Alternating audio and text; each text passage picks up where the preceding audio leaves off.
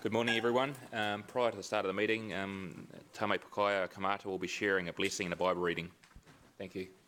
Please stand.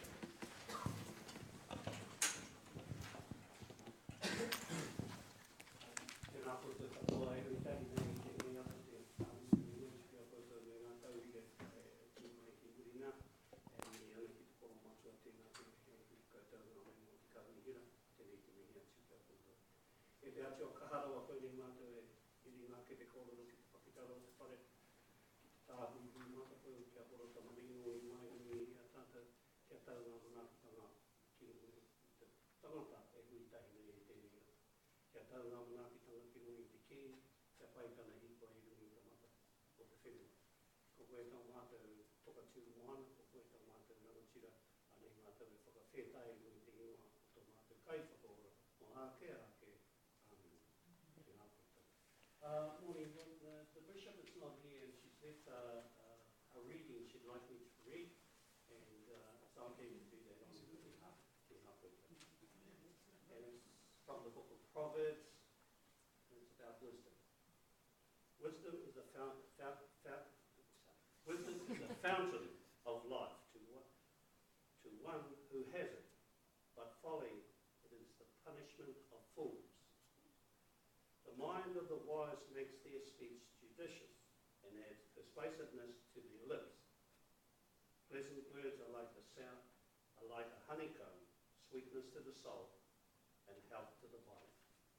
And I tried to think about that last night to give some sort of effect to it, and I came up with never let a crocodile be your safety manager.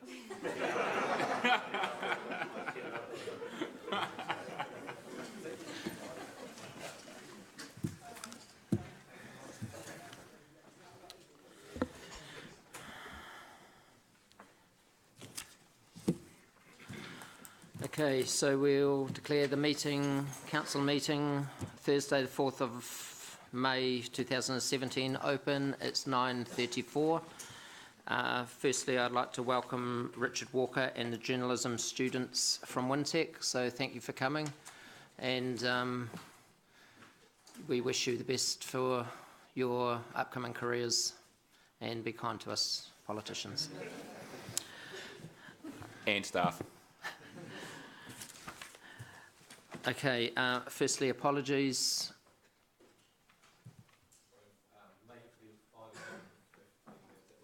Yes, okay. Insurance it won't. Thank Very you. good. Representing the city at the funeral of Professor Fred Marshall, who's the late husband of former councillor Jocelyn Marshall. Very good. Thank you for doing that, Martin. So, mover, Councillor James, seconder. Councillor Phillip. All those for? Any opposed? Carried. Okay, confirmation of agenda. Democracy Manager, please.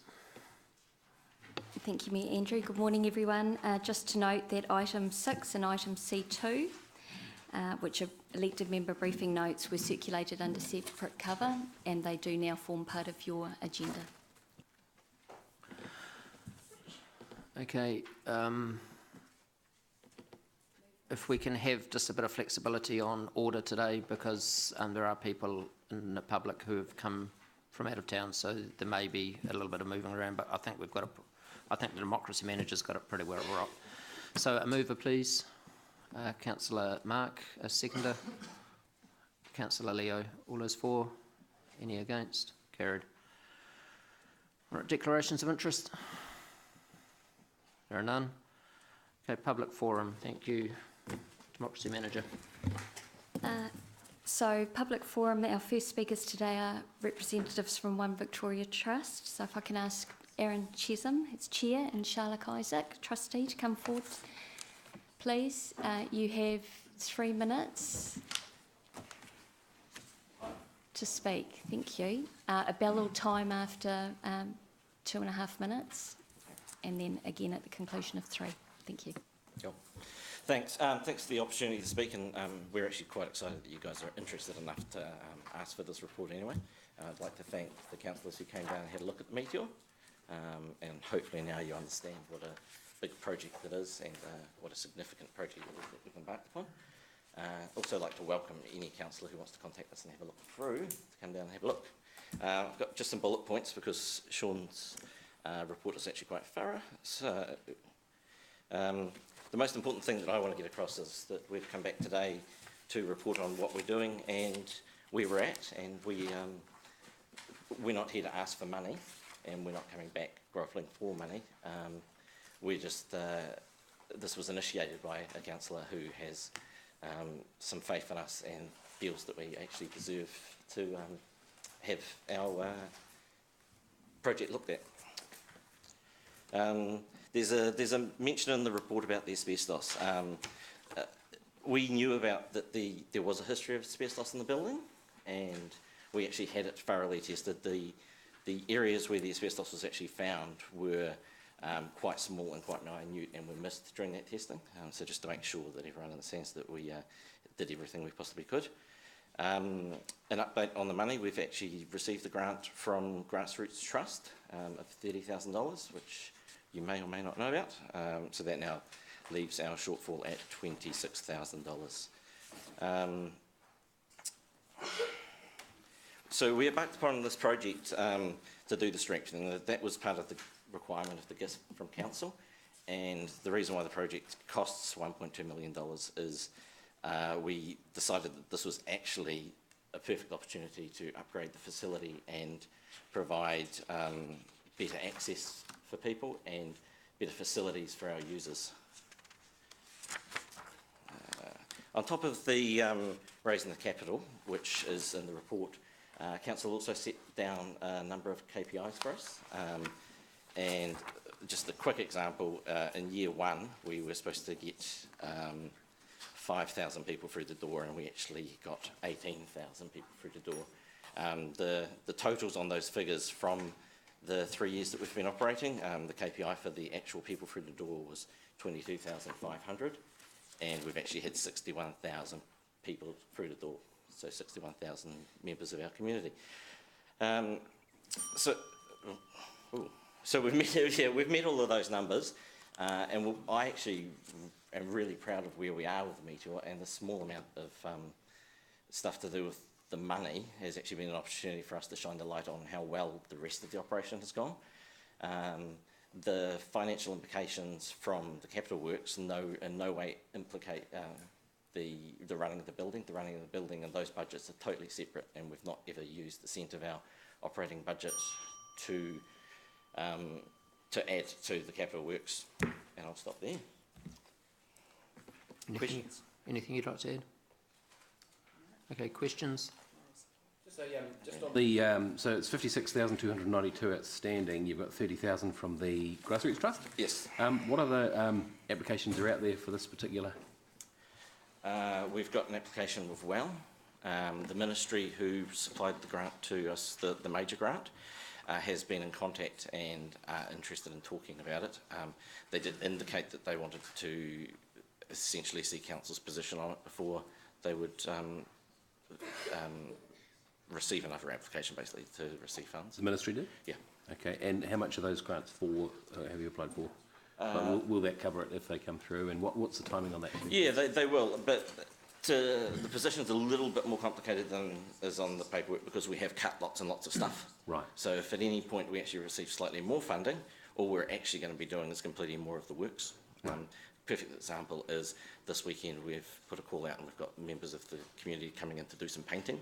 So that was within the budgeted works, but us doing the painting, and it's painting the floor, which is a workroom floor essentially. It's the theatre floor. Right. That's actually going to save us $6,000. Right. So, well, not 6,000 because there's a paint, so it's going to save us about $5,000. Okay.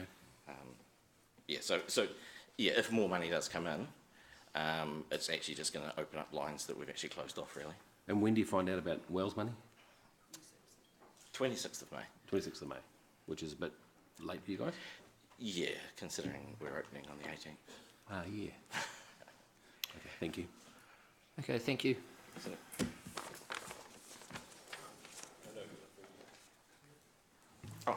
Thank you. Can I just ask one tiny question? Yeah. A real quickie? Okay. I had my finger on the button. Sorry. That's right, no problem. I'm not accusing you. Are you going to be open by the 18th of May? Yes. Okay, because you've got someone there on the 19th. Yes. Thank you.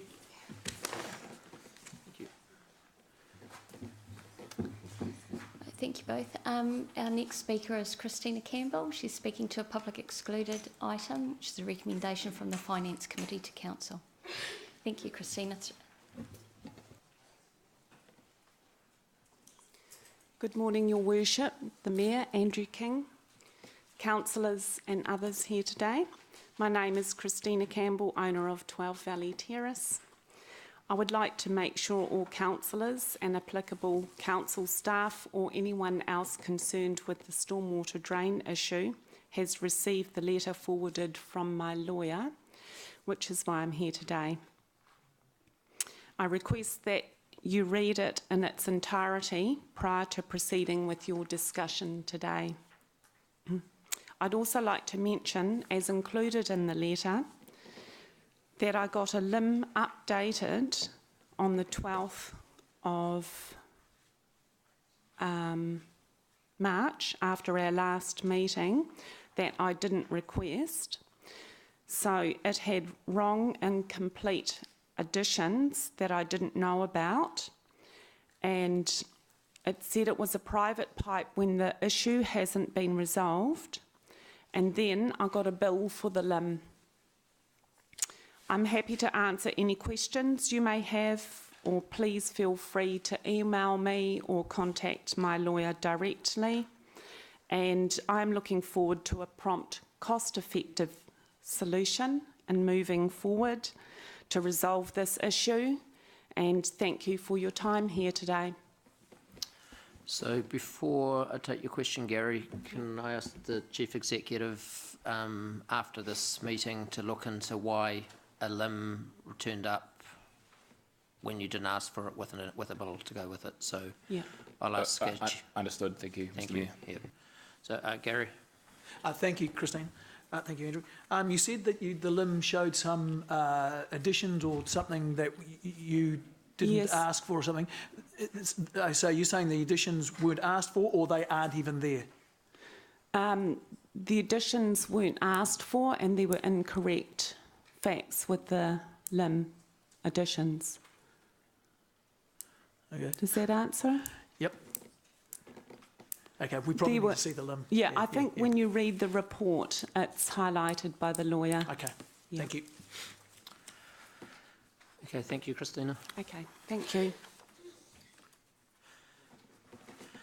Okay, so now we're on page 6, the council meeting minutes from the 6th of April 2017. Questions? Yes, Councillor Ange. Thank you, Mayor Andrew. Just a clarification, it was something that Councillor Mallett raised on page 9. Item 9 in the minutes, under the proposal for 2 free-hour on-street parking, just the first bullet point, well, at the end of that paragraph, it says, yada, yada, yada, and elected members, and members of the task force responded to questions from the elected members on the following, and the first bullet point says, the proposal was in alignment. I'm wondering, his question was whether the proposal, just to clarify, because reading it otherwise, yeah. Great. 7th of March 20171. We're very old. That was all. Thank you. Thank you. Councillor Gary. Thank you, Angela, for picking that up. I was going to do it as well. And I just want to be clear, what have we just said? We have the minutes here read as if we agreed that it wasn't in conflict with that the parking report was not in conflict with our district plan and our Access Hamilton, and we're now changing those to say what? So the intent of the statement should be that councillors queried whether or not. Queried. Okay. Thank you. Yeah. Okay. And just as a heads up, I've subsequently had conversations with Councillor Mallett, who's re-raised some of those questions, and I've asked my team to just confirm directly those alignment as well. Re-raised. Re-raised. You did. You raised it at the meeting, and you raised it since the meeting. No, just the way you raised again. Did raise it again. Really re-raised it. Okay, do we have a mover? Thank you, Mr Teacher. Councillor James, do we have a seconder?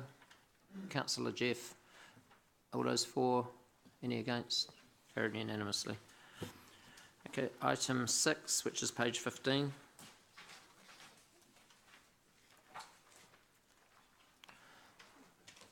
Do we have any questions? Yes, Councillor Phillip. Going to mention. On the briefing notes, the separate open attachment there, that's on page 3, point number 4, that's Peter Winder's update. I just want to highlight that in second bullet point, actually that should be the capital grants. It's not community grant screen. That's something that needs to be changed. Yeah, thank you, Councillor. Yeah, okay. It's the capital grant scheme. Do we have a mover? Councillor Paula, seconded by Councillor Phillip. All those for? Any opposed? Carried unanimously.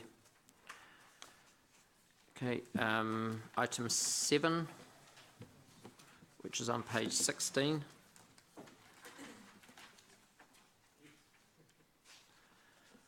Any questions?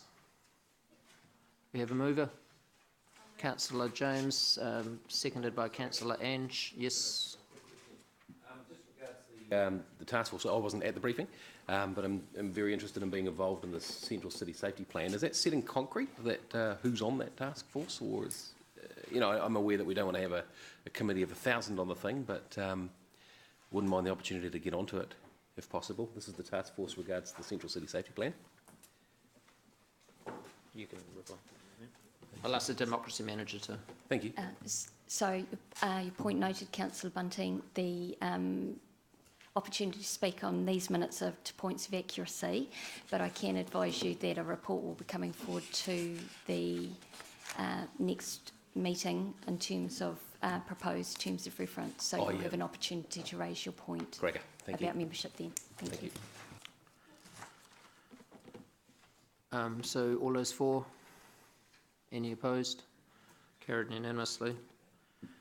So we now move to the Chair's report, item 8. There's a couple of changes here. One is that I have my executive assistant, who is very busy, works often till 8 at night, and it's a big job, especially when there's a very full calendar and somebody makes a change. It is a lot of work. And then I've got my issues support role, who it's going very well. So the three of us are working very well together. There is still one other person required, which has come to light since over the last few weeks as we've been working together. So I am looking for an academic type researcher, and so somebody at the higher end of the academic scale. So that person may not come immediately, but I am quietly looking for that person with the help of the Chief Executive. So the second point was on the recommendation for the task force. Dave was also always a part of that for some reason, and I'd take that responsibility myself. That didn't come through. So C on the recommendation also includes Dave. Councillor Dave. So any questions? Yes, Councillor Paula. Thank you. An important body of work, Mr Mayor. Just in terms of membership of the task force, just ask for your consideration that I might also be on it as the Chair of Community and Services, which carries a lot of potential budget items for the LTP. Just it would help me to be part of the conversation, and so I just ask, I put that on the table, that I would quite like to have been considered for that task force group. Thank you.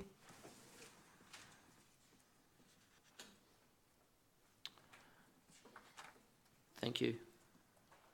Councillor Ange. Thank you, Andrew. Just a question, just to the or possibly to the governance manager, just making sure that we've covered off the. I'm on page 22.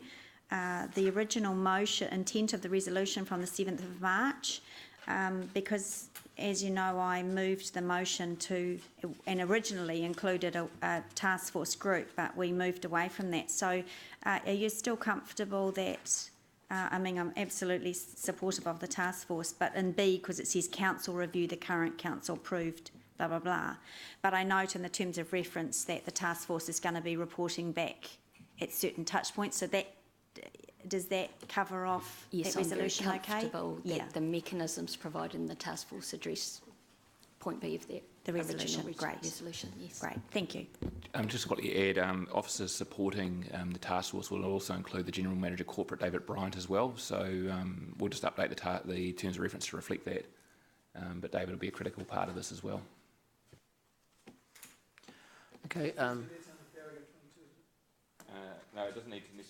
Sorry, that doesn't need to be included in the resolution. I'm just noting in the terms of reference itself. You're right. Paragraph 22. Having to do this. Yep. Sorry. Will reflect the finance group general manager corporate in that role. so Councillor Rob, you're chairing this task force. It is getting rather big, but are you comfortable with Councillor Paula being a member? So I'd be happy for that, but I think we want to probably keep it reasonably small if we can.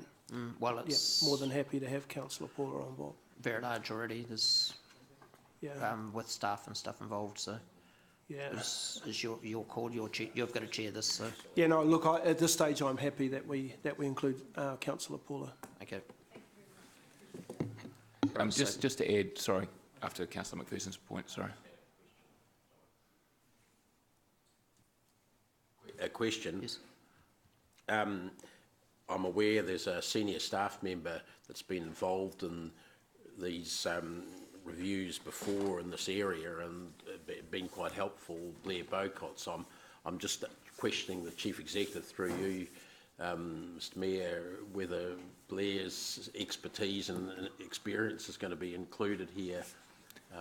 Otherwise, it's sort of quite new. Some of these support. Yep. So I use Blair as my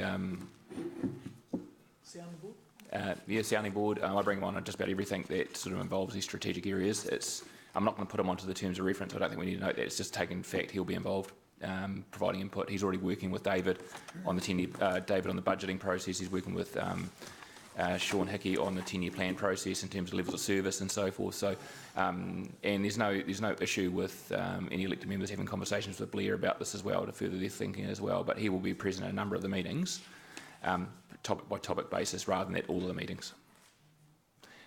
The other aspect I just wanted to note in the terms of reference, and there has been some confusion, this is not about reviewing the cost side of the, just making clear, this is the revenue side of the equation. So when it comes down to conversations around stopping things and not doing things or cutting costs, that's not part of the remit of this. That'll come through the entire 10-year plan process, which is about levels of service and costs and structures as well. It's about looking at how the revenue and financing policies require us to look at whether or not an item is publicly funded or privately funded, i.e. you direct charge or through rates. The financial strategy is around that, just that envelope we have to spend. It's not about what we spend it on.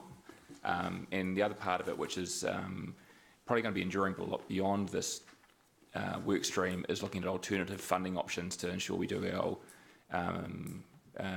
to ensure that we take advantage of whatever's happening in the global economy in terms of funding infrastructure and so forth. It's more of a sounding board. I don't think we can actually probably affect anything in time for the 10-year plan, and that's fair. But I need a fora to start bouncing ideas off, and then also bringing those and get ideas, then to bring ideas back to the full council. And the last point I want to make is to Councillor Angela's point, is that ultimately the goal here is that this is a task force that will help me facilitate a good, robust conversation with council where the decision sits. And that's critical as part of this process. And also I want the task force to be involved with me in terms of any community engagement that we need to do. If we do decide to change the rates or anything like that as part of this process, sure, it's absolutely critical that we have a really strong engagement with the community as part of that as well. Councillor Ange. Andrew, a couple of other questions, and I think that's a really great idea. I liked that aspect of this, that we go out and present together if we have to. Just on 17, and Richard, you've heard me say these things before. I'm going to take a deep breath here as I read. The task force will support the council in adopting a robust financial strategy that ensures the city's finances are managed sustainably and effectively, meet the funding challenges of a growing city, as well as adequately considering the funding mechanisms available, both existing and new, to meet these growth pressures, as well as cost of future plans. World's longest sentence. It's not the world's longest sentence. It's nearly. But that means that's the purpose of the task force. Which is 12, one sentence, 3 bullet points. What I'm illustrating, I guess, is if we can't explain it simply, we don't understand it well enough. But we do understand this in plain English. I'm just highlighting that. It's not really a question. I have absolutely confidence that I understood what you just said, and I'd like to give you acknowledgement of how great your lungs are as well. So well done. Thanks. And just a question on point 22: how are we appointing the 2 external members, or have you already looked at who they would be? Yep. So the recommendation on page 22 D is that the task force will appoint those members. Oh, sorry, I didn't. Yep. But what I've also done is, and I'd ask those members of the task force to consider options for raise it up. Members of council to consider options. I've also asked a number of individuals in the community to come forward with some names as well. So I intend to bring a few names forward to the first task force meeting as options for that, and then to work forward from there. So at the moment I have no names, and that I don't want to get ahead of the cart before the horse until this had been signed off. Once it has been signed off, I'll go back to those people I've approached and tell them to provide those names. Councillor Mark. Thank you. So just to be clear, so if we have the best idea of the century that's going to change the way that we generate money, this is where we take it? But we can bring it to other meetings as well? Yep. So I intend to have some briefings with the support of the task force with all council to try and work out what does that pool of things look like and where do we want to put our effort in and so forth. It might be effort for future. It might be, hey, we think this is a great idea, but it's going to take us 3 years to follow it up. Let's park it till after the 10-year plan because we don't have enough resources to do it now. Right. Or it might be a quick win and get on with it. So there will be a number of for us, and alternatively bring it to me and I'll put it on the table. Yeah, cool. Because the idea is that we're more nimble, isn't it? Yep. Yep. Great. Thank you. There were senior staff through you were looking at other ideas that had been put forward earlier that we're waiting for reports back on? Yep, so there's a report coming back on the 6th of August, I think, in terms of the Chair's report from the 7th of March. So that'll come back and form part of this process. Also, just part of my job, I've got a number of work streams looking at alternative funding mechanisms, alternative revenue sources, what's happening in New Zealand, internationally as well. And I'll use that will come back to full council, but it'll come via this task force as well to ensure that we have a bigger collection of ideas to bring through and actually discuss as well. So I'm really keen to work fast. We don't have that much time available. June next year is going to roll around really quickly, but at least have some initial brainstorming sessions with full council to at least get the juices flowing. Okay, I'll move. Is there a seconder? Councillor Dave? I did want to say something. Yeah, sure. Questions or debate? Well, it's a comment, not about what we've been talking about the other part of your report. Fire ahead, muddle it up. You can do what you like. Sorry? Go ahead. We're just on that verge of going to debate, so you can go either way. Go either way. Right. On this side, on this side. No, look, I just want to draw people's attention to the first part of the Mayor's report here, not the second bit, which we've been discussing and questioning, that I think I'd like to commend the Mayor for a welcome change in process here. It's his right as Mayor under the legislation we have at the moment to make these appointments in conjunction with the CEO, but he's actually run this by us and explained it to us, which is a new thing for this council, a new way of working. And I'm very pleased that we have a chance. It's not a big deal, but we have a chance to discuss that if we want, appointments in the mayoral offices. It's been difficult for us in recent times to know what's been happening there, but this is a good, transparent way of handling it, and I'd like to thank you for that. Thank you, Councillor Dave. Councillor Ange. Thank you, Mayor Andrew. Yeah, I just wanted to comment as well and support what Dave has said. Although I acknowledge and support the Mayor having the right to appoint the team that you see fit and the support that you need, and you know that I think that you're under-resourcing yourself. I think you need whatever support in whatever roles you need filled, and I've always been very supportive of that. You know, we are the 4th largest city, and it's a big job, and I know that you know that now.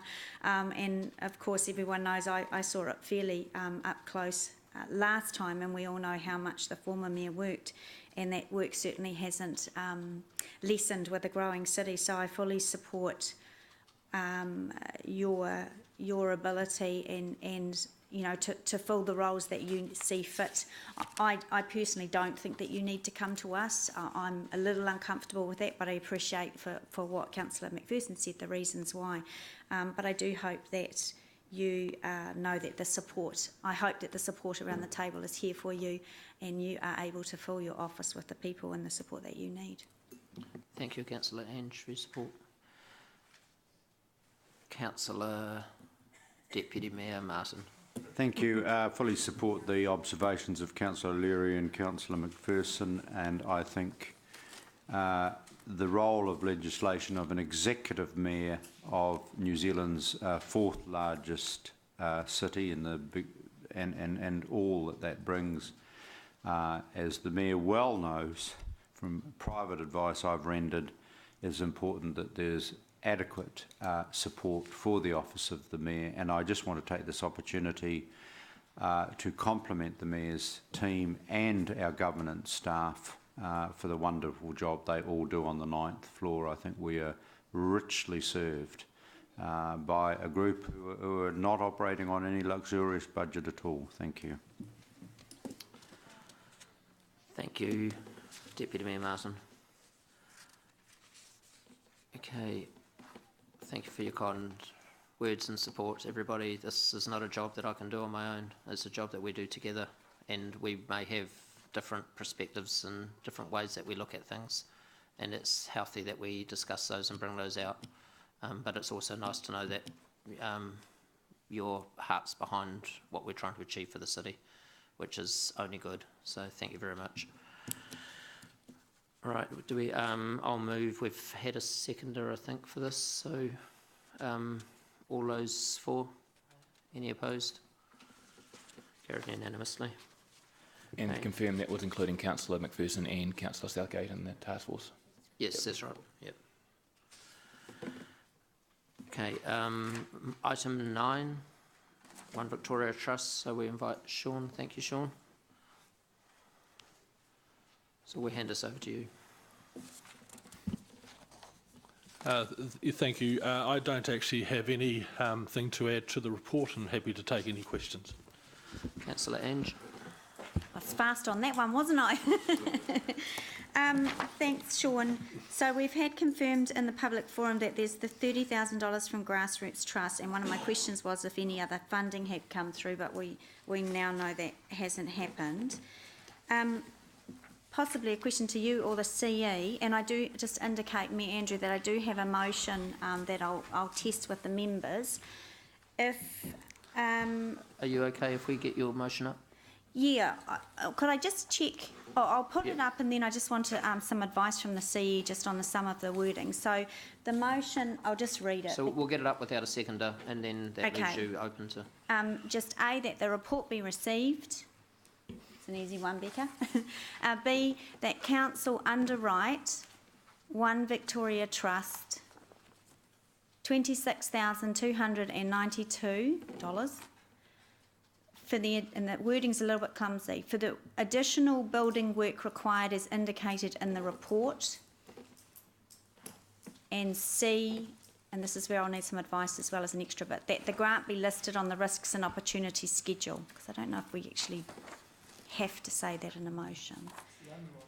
Yeah, so two, it's a bit, yeah, so 2 questions to the CE.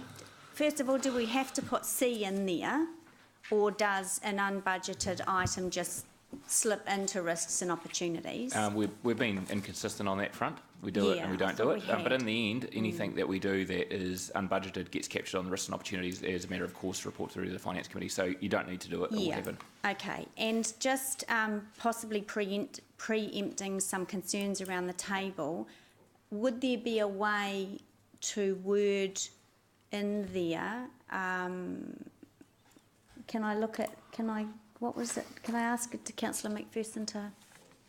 The concept, the underwrite concept being that if Yeah. other grants are achieved, that the 26,000 reduces by that whatever level of grant is received. You know, there were a couple of outstanding applications that were mentioned in discussion, and they offset against the 26,292. So does underwrite cover that enough, or does it need to be explained? So underwrite to the maximum of 26, whatever the number is, to cover any funding shortfall will probably cover that. So the yeah. Yeah. Is Okay. that right, Ange? Yes. Yep.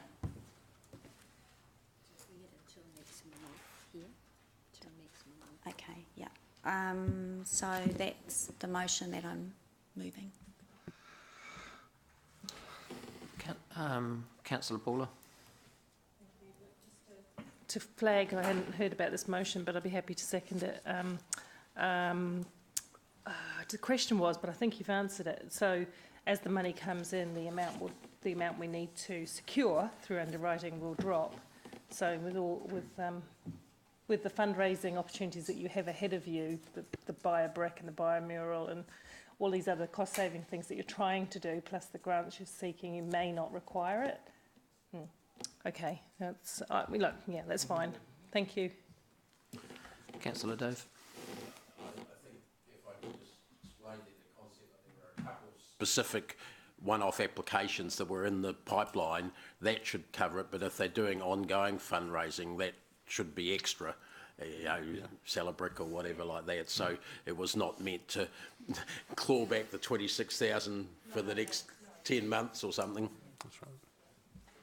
Just ask a question on that. Just regards the dates, for example, the Well Trust one's coming through, decisions being made after the date. Councillor O'Leary, is there a cut-off date on this?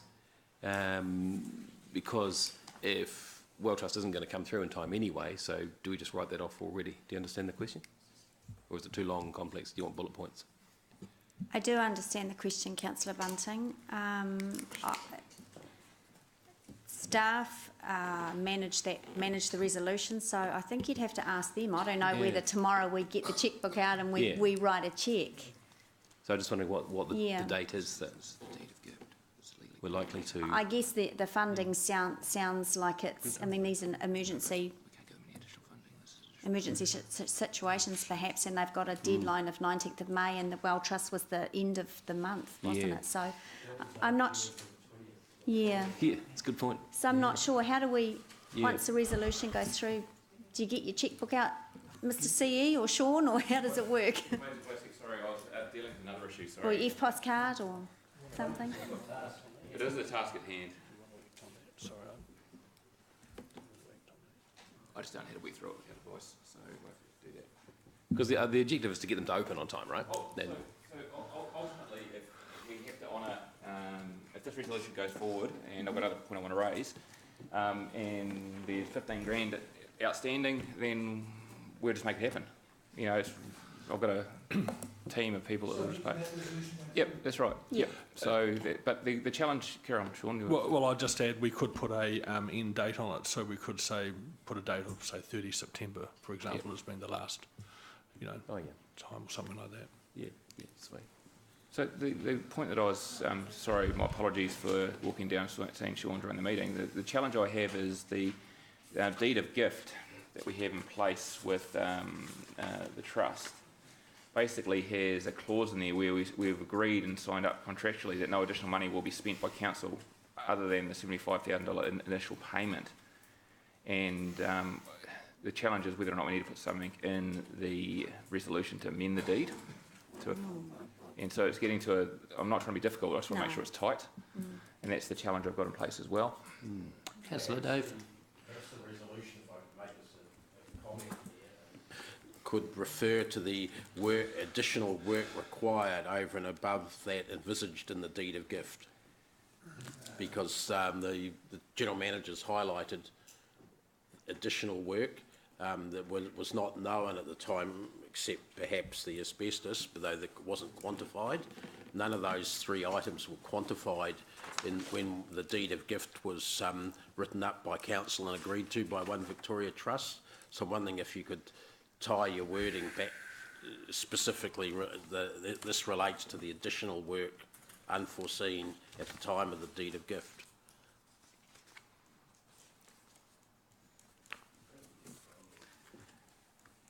I just probably need some time to sit down with Sean and work this through. I mean, I'm doing this a little on the fly. I don't want to give you bad advice. I'd much rather if we can either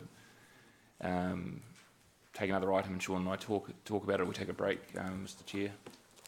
Okay, we'll stop for morning tea until 10:25. Thank you. Morning tea repaired.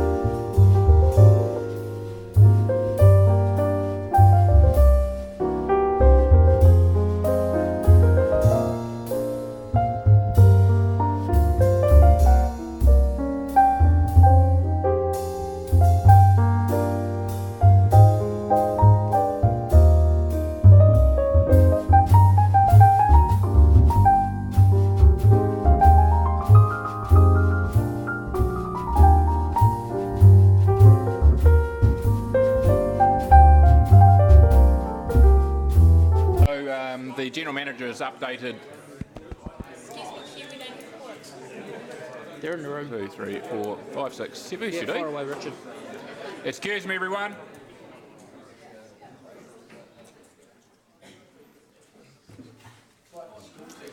Yeah. The General Manager has updated the resolution, so effectively this, whilst there is a deed in place, this council can delegate me the authority to amend that deed and to reflect the intent of this resolution. So the updated resolution includes that instruction to me to amend the deed. So we have a motion on the board and it's been seconded. So questions? Are there no questions, debate? Sorry, Garrett. Just, I'm a little concerned with this, as you might expect.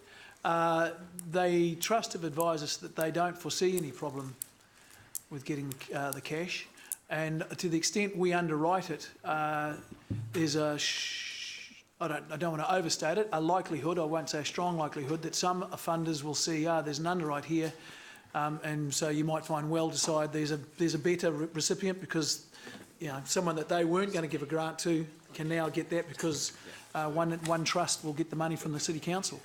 And I do acknowledge the outstanding work that One Victoria Trust has done, and so there's no at all effort to undercut their efforts. And I think it's an outstanding example of what a well-run, well-governed community trust can do when it takes over something from the City Council which it shouldn't have been doing in the first place. Put a bit of a political spin on that at the end. Okay, any further questions? Okay.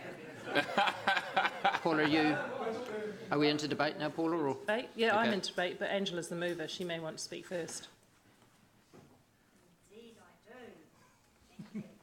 So, look, I want to thank councillors, whichever way you fall on this vote, and I certainly hope that you support the motion. I just want to thank you for being willing to take this genuine community concern that I've raised and brought to you. I think it's really important, and I certainly want to be part of a council that is prepared and absolutely open to listening to the community when they need us, and that we can be nimble enough to move quickly when we need to. Of course, the facts are, and we all know those, that the Meteor land is actually owned by the city. The buildings, the land can't be sold. The building, while gifted, would come back to us in the event of One Victoria Trust all retiring and deciding they no longer want to be involved in theatre, which I doubt would ever happen. The building then returns back to the city, and of course we would get the capital gain, which is certainly looking like well over $1 million. So that's the reasons behind asking for us to underwrite to the tune of $26,292. It's also not a material amount, and while we have some, tough decisions to make in the future 10-year budget, it isn't material. And this year, certainly, we're operating or reporting to operate a $37 million operating surplus.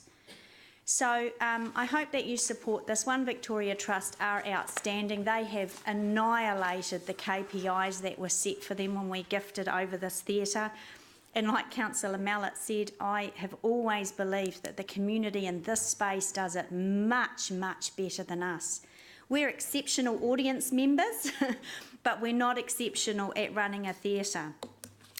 I do want to give a little bit of a plug to their opening night. I think it's on the 19th of the play, and I'm sure all elected members, especially the Deputy Mayor, is going to be interested in that. Good. I think it's called A Hill of a Fight. It's an original play. A Hill of a Fight, yeah. And it's original, and it's all about politics and the Wintec carved hill and garden place and everything else. Very topical. So I know that we're all going to purchase tickets and go to that. So I want to congratulate One Victoria Trust and thank those councillors and Mayor Andrew too, who came on the visit and saw just the incredible work that they're doing. They've done it on a shoestring. And I just spoke to the team there before, and they said that this motion will certainly mean they can get stuck in and get on with it, and it means they can sleep at night knowing that council will underwrite. So I certainly hope that everybody sees fit to support the motion. Thank you. Councillor Dove. Look, I agree with everything Angela said. Just want to comment a little bit on Gary's point about the risk of an underwriting proposal like this.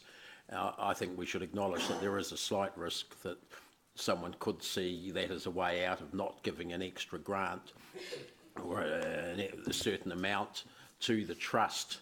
But I think it's more important to ensure the work gets done as quickly as possible while they're in the throes of getting it completed, that we give them absolute 100% surety that they can finish it. It is been an exceptionally well-run project, and Gary's quite right to a certain point. It's great to see what the community can do when we give them the wherewithal to do it and the authority to do it, but I note that it isn't the private sector that's doing that, it's actually the community sector. It's different again, so just putting a little political plug in there myself, Gary. Quite happy to give the community rights to do that, but I don't think you would have got the same deal quite out of the private sector somehow. But more seriously, I think this really shows us the way forward in other community partnership projects where we have facilities that are a bit tired, that we're not expert in operating or running, and I think we can learn a lot from this, a lot of positive things, and congratulations to the One Victoria Trust for showing us the way in a sense. Deputy Mayor Martin. Apologies. Councillor Paula. Thank you. First of all, just to commend Councillor O'Leary for taking this, the lead on this. Well done. I fully support the comments that have already been made. I think something that Council needs to remember when we're talking about supporting the community is that the community groups in our wider community are under great strain and pressure, and I know that because Philip and I sat through 2 days of allocating the small-scale grants, and I know that for many organisations to get the money they need, many don't. So, you know, it's really hard out there asking the same people for the same money.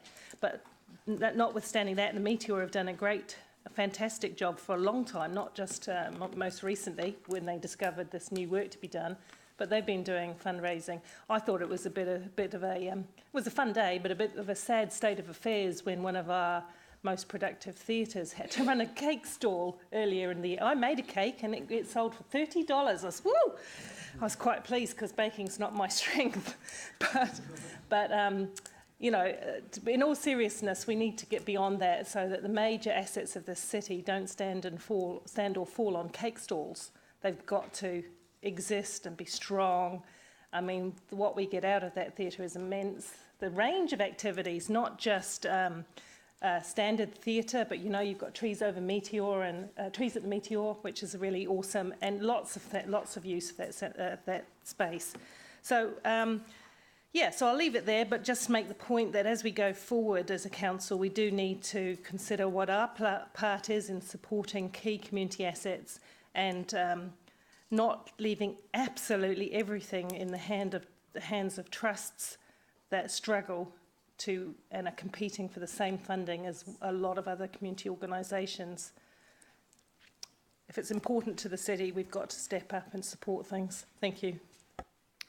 Deputy Mayor Martin. Yeah, thank you. Look, I want to commend both Councillor O'Leary and Councillor McPherson for their strong support for the media, and certainly Dave's convinced me personally around some of those issues.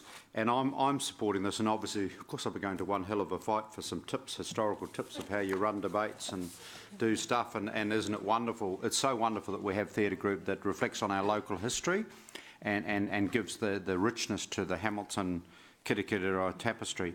I do, however, want to, and this is not against the media, but please look at page 30. Please look at page 30. And I don't want to be glass half empty, but I do remember with actually intense anger what this council did to Riverlea last year, where you were going to sell, by a majority vote at the time, the land from under them, and they were in tears and stress and struggling to raise the money to buy their property. And frankly, the way that the council dealt with that group, in my view, and I don't mean any criticism of staff who merely carried out the orders of the elected wing, was nothing short of disgraceful. And why I say that is I want you all to be consistent in your behaviours to the performing arts in this city.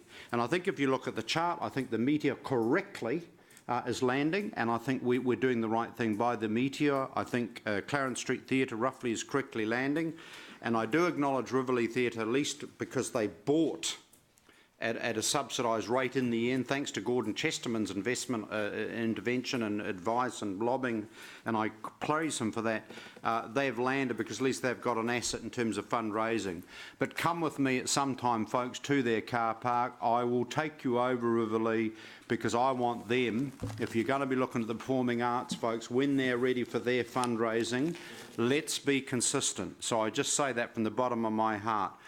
All of these groups, in my view, as we well know, and this is why I'm so keen to be backing all of these groups, is the work they do with the young people in the city. You know, not just the top flight actors, but all the people, the stage crew, the backup crew, the amateur people who, you know, the building, the self-belief is fantastic. And I think we should be immensely grateful for a team of volunteers that does so much. Ironically, I also want to make mention of the Gallagher Performing Arts Centre and just say that we need to remind ourselves that's an area where this council has been massively generous, correctly massively generous, and when that particular contract comes up for renewal in 2018, I do want us to have a good deep discussion as staff know, and I will be talking to one or two people as an individual Hamiltonian, because you go to that centre, for example, you wouldn't have a clue of what your council, you as ratepayers, have done to contribute to the Gallagher Performing Arts Centre. Irony of name, of course, and I acknowledge the wonderful contribution of the Gallagher Group, of course. But, you know, here we have $2.25 million in operating support over the last few years, you know, 20% of its capital cost. If you go into the foyer there, would you have any idea that your council, i.e. you as a ratepayer, have made that really good contribution?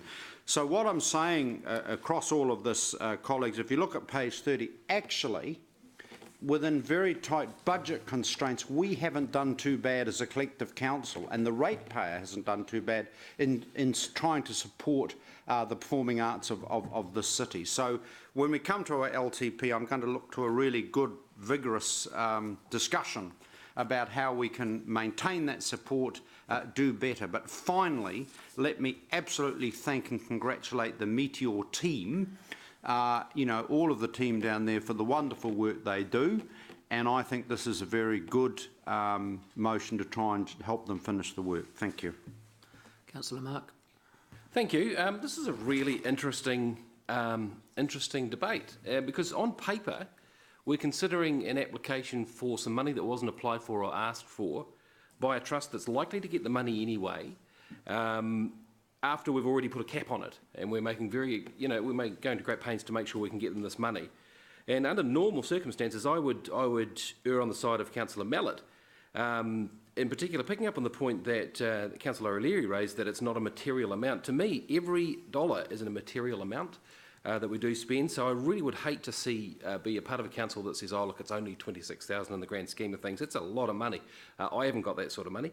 So I would just draw attention to that. And under normal circumstances, I'd say no way. But circumstances aren't normal in this situation. I acknowledge Councillor Mallett's point that if we do underwrite it, it may take away that paying threshold of the other trusts.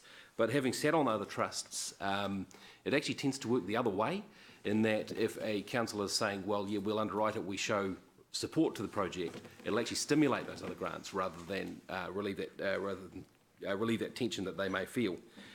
Circumstances aren't normal. We don't have the Founders Theatre. So I personally think that the council is underserving the arts community at the moment, so I will be supporting the motion, and gladly in this situation. I acknowledge we don't have to run the theatres. We don't have to run it because people, as you've seen by the Meteor, who are doing it brilliantly, run it a whole lot better. And while we don't have to run it, we also don't absolve ourselves of responsibilities to serve the arts community in any way we can. So to my mind, the arts community is being underserved at the moment, and I'm really glad to support this motion. Councillor Siggy. I'll just be short, but thank you so much, Mayor Andrew. And I just agree with all the comments, really. But what I just saw is when I got invited to see the Meteor, and I'm not really, I've never really been that much involved with the arts, but what I saw was the passion and the dedication of the people. And yes, and sometimes we just have to talk about these things, and if they don't fit in, whatever, with legally and whatever. But it is really, we're here for the people, and we're here for the community, and what you're doing at One Victoria Trust is fantastic, and I just want to applaud you for that. So thank you so much. I'll support the motion. Councillor Phillip. Thank you. Yeah, I will support the motion, and I want to say thank you to the One Victoria Trust for all the work you have done, and I really look forward for the building to be completed. And once your extension of the mural, I can say it's going to be a remarkable landmark in the southern end of Victoria Street. And just one little question to the mover. I look at the amount there, is it $30 short? It's 26,292. Right, it should be 290. Yes, okay, thank you. Just $30, yeah. Oh, not 29. The other, yeah. All right. That would be good, 29,000. Councillor Leo. With everybody else around the table, unfortunately, today.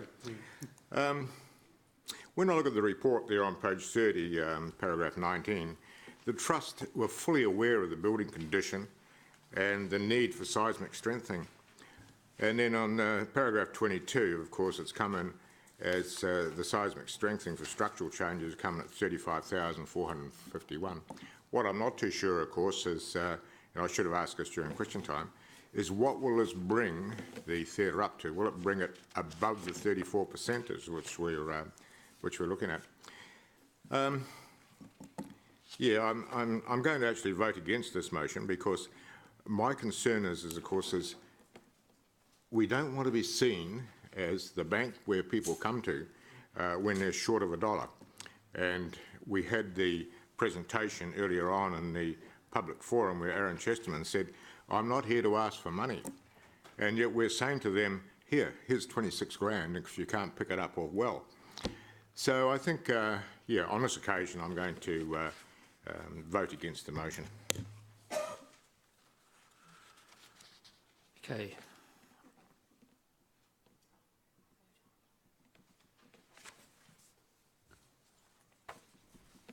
I will speak to this. I am going to vote against the motion. It's very, very clear in the deed of trust that no more money would be asked for, that you knew the condition of the building, and in fact you didn't ask for money today, and you've made it very clear you didn't come here to ask for money. But I do think that you do it absolutely, you do an absolutely fantastic job. What you're doing for the city is fantastic. What you've done to that building, I don't think that anybody in business probably would have done it. So you've saved the building, and it's absolutely fantastic what you're doing. So I commend you, and I also believe that the council handing it over to you has been a fantastic model to set a precedent going forward. So, yeah, so I just want to thank you for what you're doing. So, Councillor Ange. Thank you, Mayor Andrew. Just in response to a couple of comments from elected members, Councillor Tooman said that they didn't come and ask for money. No, they didn't. That's correct. I'm asking for the money on their behalf as an elected member and as someone who has been elected by the public and the people of Hamilton, and that's why I sit round this table, for the people of Hamilton and for our amazing city. I've always been an advocate for the arts, a very strong advocate for the arts, and I unashamedly will continue to do that. Councillor Bunting said that we heard that they will possibly get money, the money from somewhere else. I actually didn't hear them say that. I heard them say that they had 2 applications in, and that's all that they said. There's no guarantee on either of those applications. I want to be part of a council that responds to the community, and I think I've done the numbers around the table, and I think we've got that, so I thank you in advance of the vote. You know, we do. Councillor Southgate hit the nail on the head when she said around the bang, you know, the bang for our money that we get. There is thousands, don't underestimate it, there is thousands and thousands and thousands of manpower hours that people put into these community organisations, and I'm obviously talking just about the Meteor Theatre. The members on the trust, hundreds and hundreds of hours, volunteer free hours to deliver an outstanding black box theatre. I believe it's still New Zealand's only black box theatre. Most of them, I'm assuming, live in Hamilton. I hope they do. They're ratepayers. So they deserve us to be nimble, and they deserve us to respond quickly. In response to Councillor Bunting's comment about every dollar being material, of course it is, but I'm talking about financially material, and financially material is around whether it meets a threshold. Our annual budget sits at around $222 million a year, so 26,292 is not material in that sense. So I certainly look forward to the vote. I'm pretty sure I've done the numbers. It's going to go through. I congratulate again One Victoria Trust and thank in advance those councillors who will support the motion. Thank you. Okay, we'll go to the board.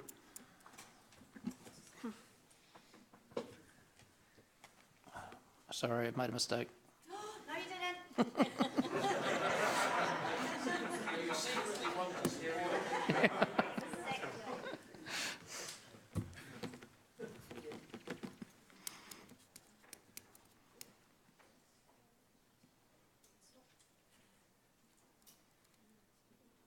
Motion is carried 9-4, 4 against. Thank you. Okay, so we're now moving on to item 10.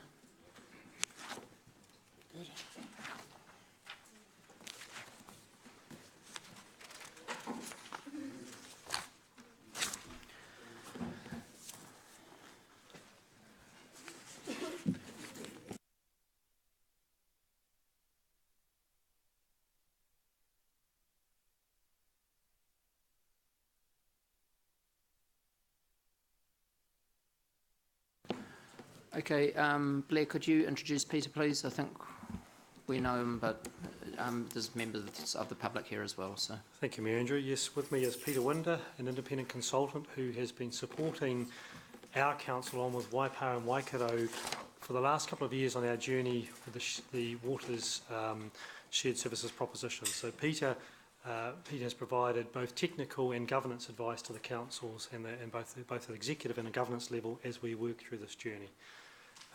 Peter is a consultant who's worked across councils across New Zealand and also in a commissioner role for example, the Kaipara District Council, and prior to that was a chief executive at the Auckland Regional Council.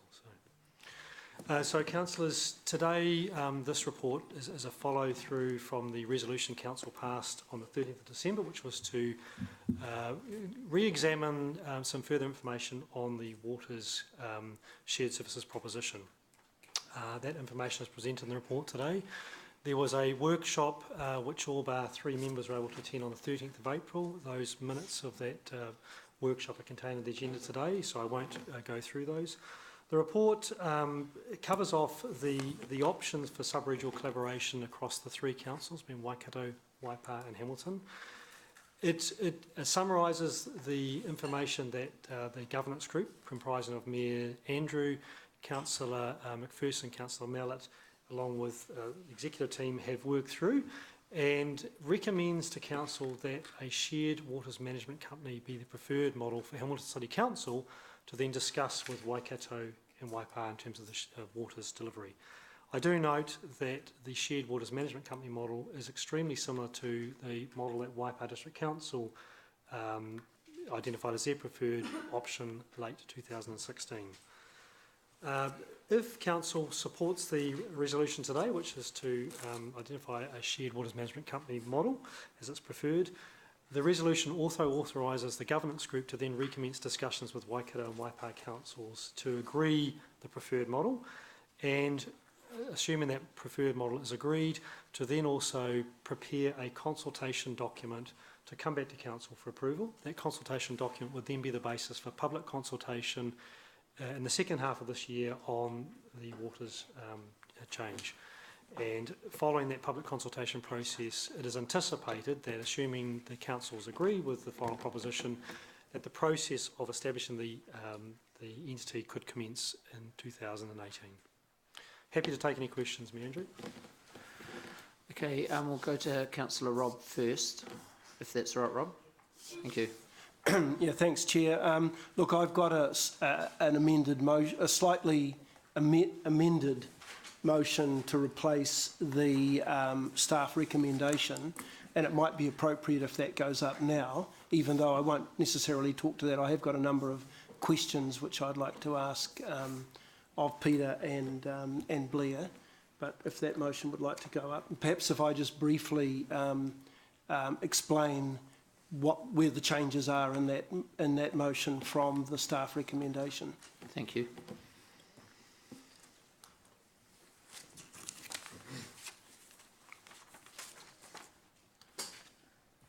Thank you.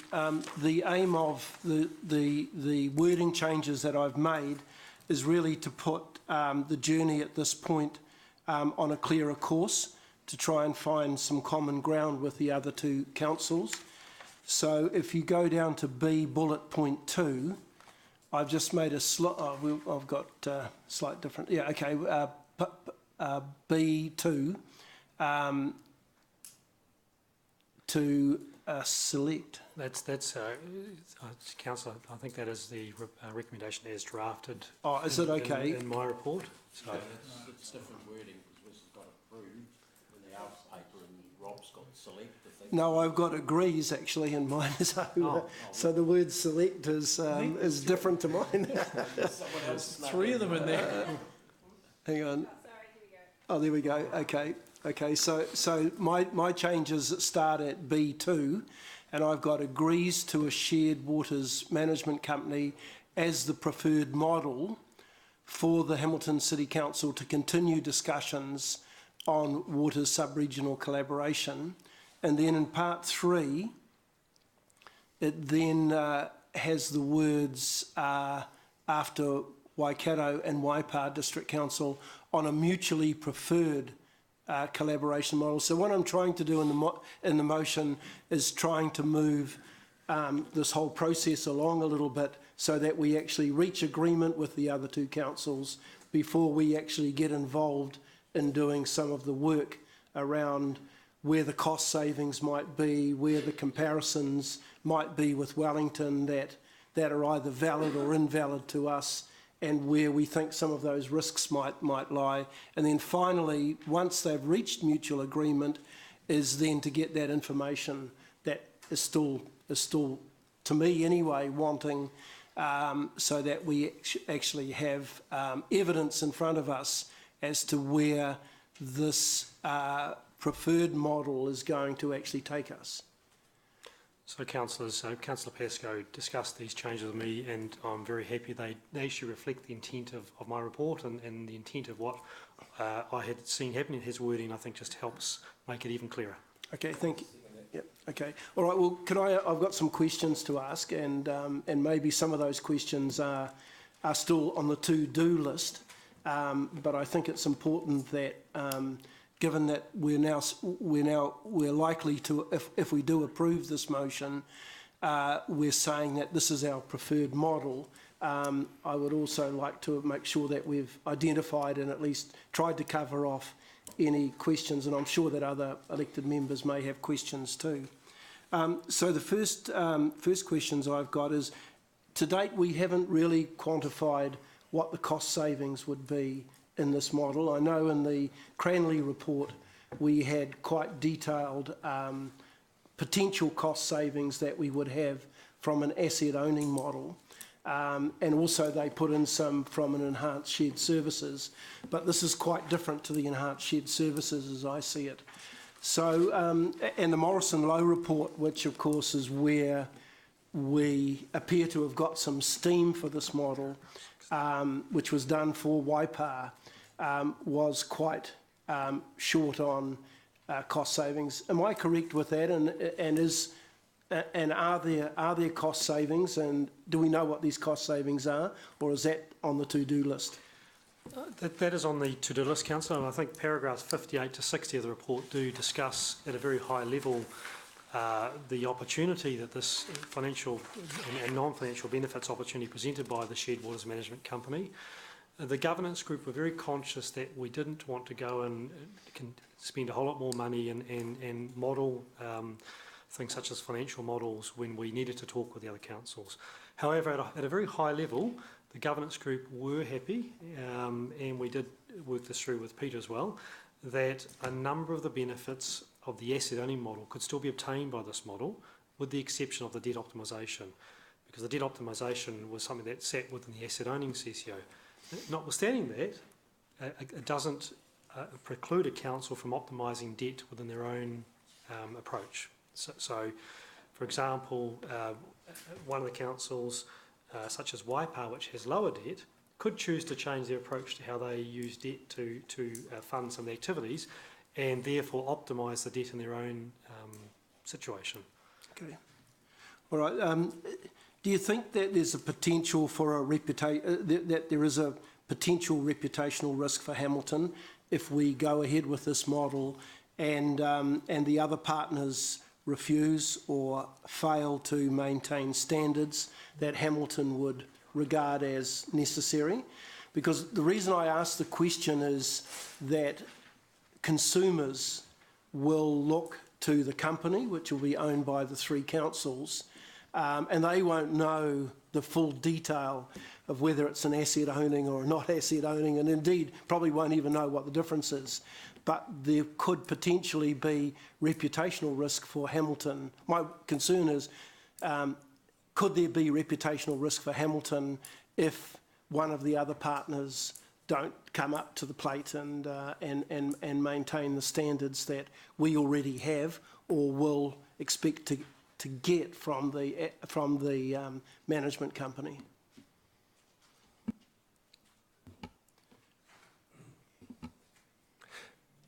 So, in answer to the question, no matter which model you choose, there's potential reputational risks that go with it.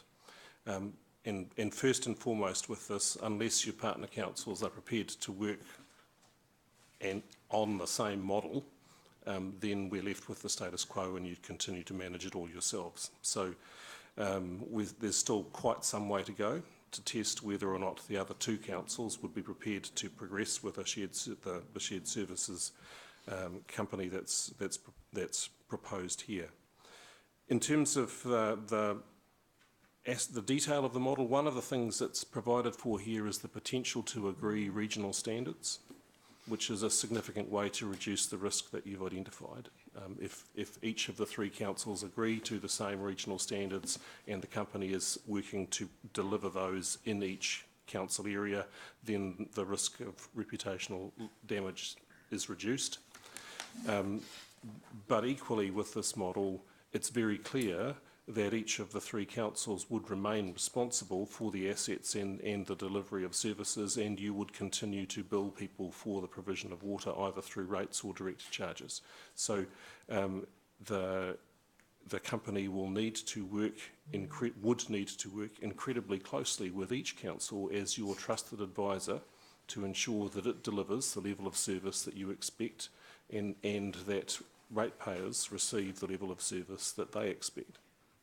Okay, but is it fair to say that that risk would be reduced if it was an asset-owning CCO, in the sense that you would have a company with complete control over the whole of the water supply, including the assets, as opposed to the shared services model where the assets are still owned and controlled and funded by the individual councils? So that particular risk would be reduced, but that's only one of the potential risks associated with the provision of waters. Can I just add to one other aspect of the model is it promotes a highly transparent, open approach, and we've heard that is also the approach that is utilised in Wellington Waters, which is very similar. And so the power of that approach is that with agreed levels of service or working towards agreed levels of service, and a very open approach, that if a council, decided to go against the advice of the waters management company, that it will be played in a very open and transparent manner. And so you may find in that situation, Rob, where a council chooses not to follow the advice of the company, that information is very public, and that in itself may serve to mitigate some of that risk. Okay, thank you. In paragraph 13, the report suggests that there are significant start-up risks with the asset-owning model. And I note in the report, and whilst I appreciate that, and I understand some of those risks, we haven't really in any way tested the validity of those risks insofar as the Hamilton, Waipa, Waikato scenario is concerned. And we should perhaps have evidence from recent Australian and UK experience where they have moved water owning assets into CCOs. Do you think it's unfair that we've closed the door on this option without that review being done? Look, I think that this topic has been well discussed and was well discussed and I guess understood by the previous governance group.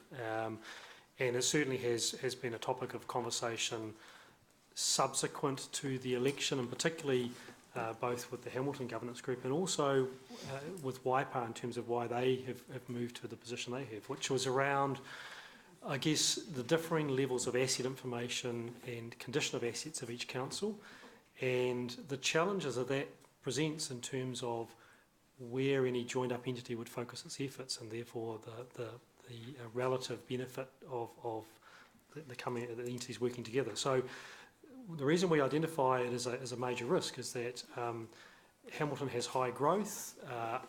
There is public information there around the condition of the Waikato wastewater system, for example, and identifying different options in terms of the monies required to be spent there. Those differing levels of asset condition and amounts of money required to be spent by each council lead to real challenges in terms of obtaining the benefits of collaboration, because of the inherent challenges of where money may be spent and where benefit may be obtained. So I think that the governance group, our governance group, and their recommendation to you today, has identified that the shared waters management company model mitigates that risk by gaining the benefit of collaboration whilst leaving the cost of any investment by the councils, both operational capital, to sit back with each council as to where they lie. It doesn't preclude that those benefits of working and delivering assets together can't be obtained. They can be obtained under this model, but it also makes it very transparent that the costs associated with those investments sit back individually with each council. So I think the governance group, in summary, did understand that risk and did consider that risk was significant in terms of addressing those different challenges and different levels of asset management information, and hence are therefore recommending the shared management company as the best way to mitigate that risk. You mentioned about the Wellington waters as being a sort of a model that, and we did have in our presentation on the 13th of April, 13th of April, the CEO from Wellington, and I know that some councillors have been to Wellington to look at that model. Have we asked Wellington, and I know that their shared water services has been in place, according to your report, since 2006, initially with 3 councils, as I understand, but more latterly with 5 councils. Have we asked Wellington for some sort of accounting on, in terms of what sort of cost savings they've achieved by virtue of that shared services in that period of 3 and in that period of 5? And I ask that question because quite clearly we'll be starting off with a much smaller company, I suppose, with only 3 councils. No, we have not, but I do also note that Colin Crampton was asked that question at the workshop, and he did respond that that's an area where they want to do more work to capture and measure the definitive benefit they are providing. But he also did offer that they are providing substantial benefit, and a lot of that benefit has been reinvested back into the network in terms of, whilst you won't necessarily see the savings, they are seeing greater opportunity to expend more output for the same level of investment. So the efficiencies and the collaborative delivery of CapEx projects, for example, are the benefits that they are seeing, but he can't actually point to a definitive report that quantifies that. But surely they must be able to see what they're charging each council, and that council must be able to go back and look in earlier years and say, look, our water cost was in 2007 was this amount, and now it's costing us this, but of that amount, X dollars are going into capital, which we would have separately or shown separately in our accounts. It must be relatively easy to do that accountability and get an idea as to whether or not the savings are there. I think if you recall his discussion around Porirua, he noted that the nature of the debate that they'd engaged in was that the nature of the network was actually worse than Porirua had previously thought, and actually the amount of capital work that was required to bring it to address the historic underinvestment was significant. So, you know, if you compared all previous estimates of Porirua's future expenditure with what they were now into, they were spending more, because applying a different professional and more professional approach to the management of the network had identified the need to do significant activity. And if you look at what's happened within Waikato over the last few years, as they've progressively come to terms with some of the issues in their network, it's quite likely that the same issue will arise between the 3 councils here. Okay. And obviously, and I got the sense from Mr Crampton that since they had 5 councils in the shared services company, they'd perhaps reached some economy, or they perhaps were a lot more comfortable with the economies of scale of 5 councils involved rather than the 3 that had sat in there for the earlier 8 or 9 year period. Is that something that might be of concern to us, given that we have got 3 councils, only 3 councils, and two of those councils are district councils, as opposed to Wellington having 3 and then 5 city councils?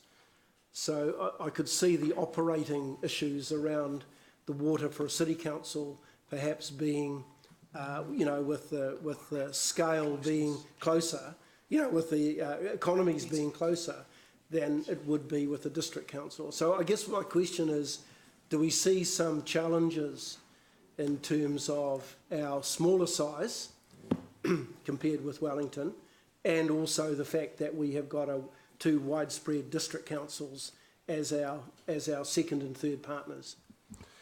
I think the conclusion that the governance group came to was that in essence, this proposal has the potential to realise a significant proportion of the benefits that Cranley identified in their work around an asset owning CCO. So there are genuine potentials for savings. And equally with the 3 councils that are currently working on this, there is the greatest potential to physically join networks and gain benefits from that expenditure. Equally, the model that's proposed here could well be expanded to include other Waikato councils, whilst no one is suggesting that should be the starting point, the framework that's proposed here does leave the door wide open to provide services to other councils and expand the benefits. Okay, thank you. And one last question, and I appreciate giving me this extra time for questions. In terms of the final part where we will obtain necessary information necessary for public consultation, can I get an assurance that will include some estimates around the potential cost benefits that will accrue to the partners, and if possible, what those cost benefits might be specifically for Hamilton of joining or forming together in this company arrangement? It's certainly something that we'd want to talk through with the governance group, Councillor Pascoe. I guess I'm mindful of the challenges of modelling this information. It's very dynamic, but we certainly want to relook at that information as part of the next stage. Okay, thank you. If I may just add to that, in the Cranley report, they identified a quite significant number of financial benefits. They also identified a significant number in nature of non-financial benefits. Yes. And the conclusion that came to with it was that the non-financial benefits were by themselves very significant.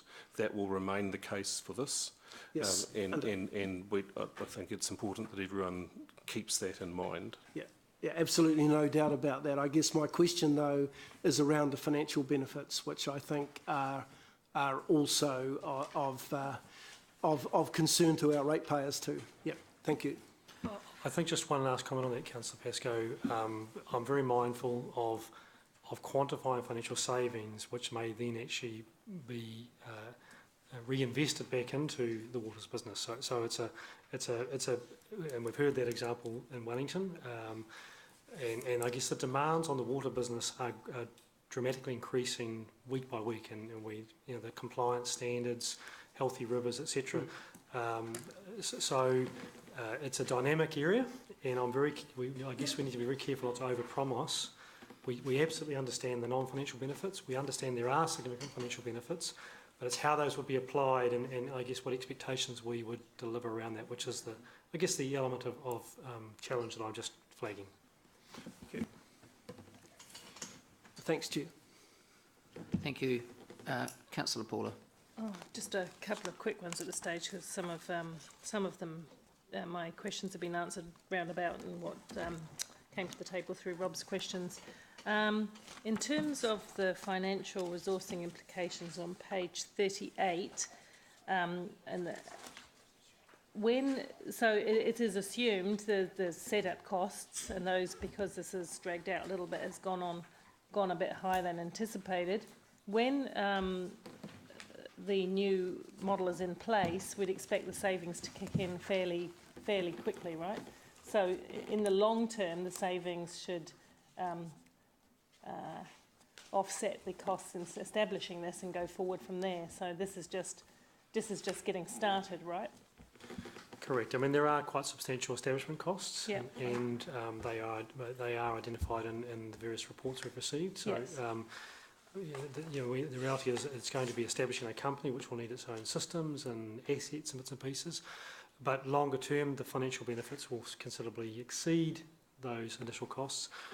Going back to my earlier comment, the question for, I guess, both the company and ultimately the councils will be where to apply those savings. And we've heard in Wellington, as you get better understanding of information and the challenges of the waters business, it may be that the savings actually are reinvested back into the water business itself.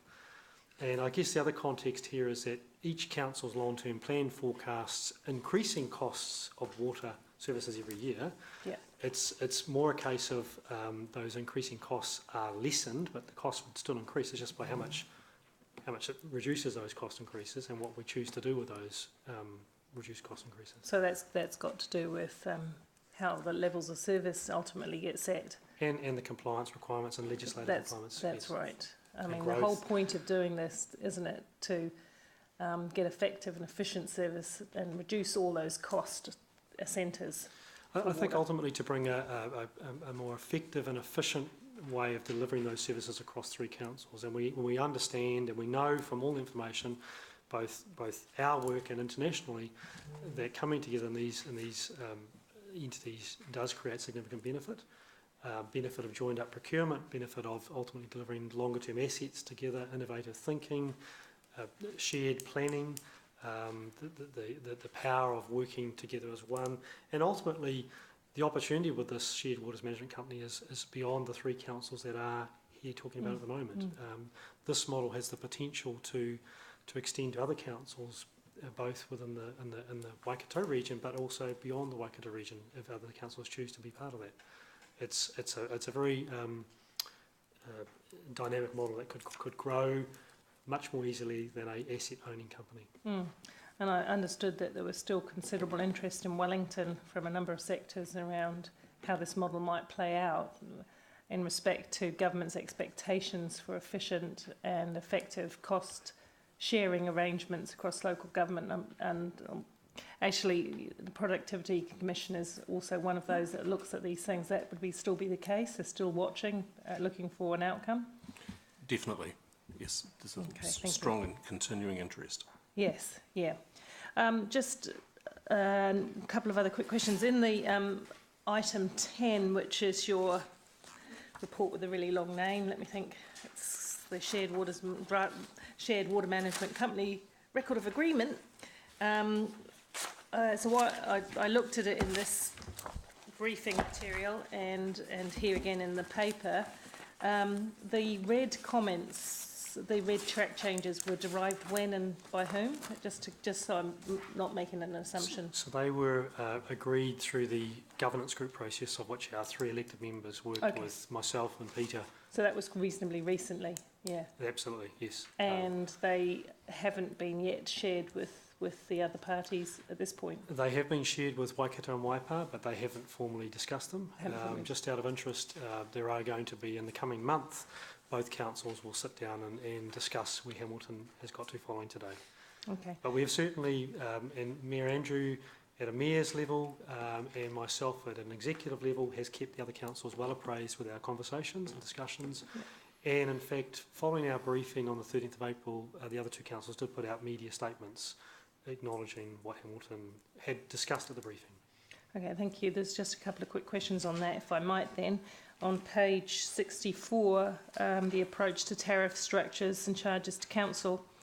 I was just interested in the rationale behind excluding stormwater services from direct charging. In the top paragraph. That's how I read it, I think. Whilst water and wastewater services may be charged directly to users, it's unlikely that stormwater services would be. It's likely that stormwater services will continue to be charged through council rates. Just the rationale for that, if I might. Top of page 64. Yeah.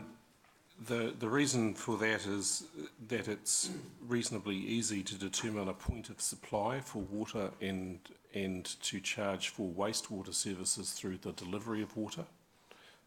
It's altogether more challenging to do that for stormwater, particularly because stormwater includes everything that runs off your property onto your neighbour's property and so on. So how you would charge for that in a sort of volumetric sense is altogether more challenging than how you might do that for water. Okay.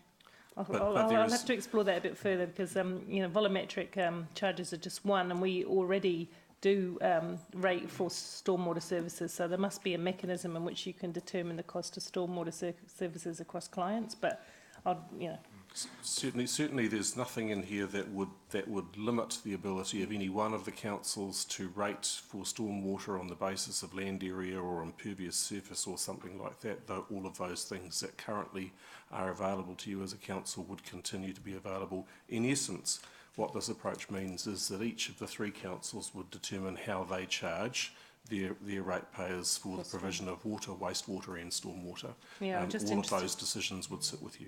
Okay, well, I'll watch with interest the conversation around why you would take one aspect of water management out in terms of that type of charging. But and the other question I have is page 6. Sorry, Paula, can I just come back to, I think at the end of the, stress the point, the decision of any of those would remain with Hamilton. So Waikato and Waipa under this model would have no say on how Hamilton chose to fund water, wastewater, stormwater. Yeah, no, I get that. So it sits around this table. Yeah. If we wish to debate that, that's a decision for this Yeah, council. that's right. And so that's why I was asking, because there are people here who might talk to it when they get their chance, who were around that issue in terms of debate. So I'm interested in that. The other thing is on page 65, how the voice and interests of customers are heard, and I see the red paragraph at the top there. Just a sort of question: what happens when the council-controlled organisation and council voices are not aligned in terms of, so they may have, like, I think you did touch on that partly in Rob's question. What happens if the CCO is directing you that this is, in all their best knowledge, the best way to proceed with something, and the council doesn't squarely accept that? You were talking about it from the point of view of risk, Rob, but I think there's a point of a risk, there's a process risk as well.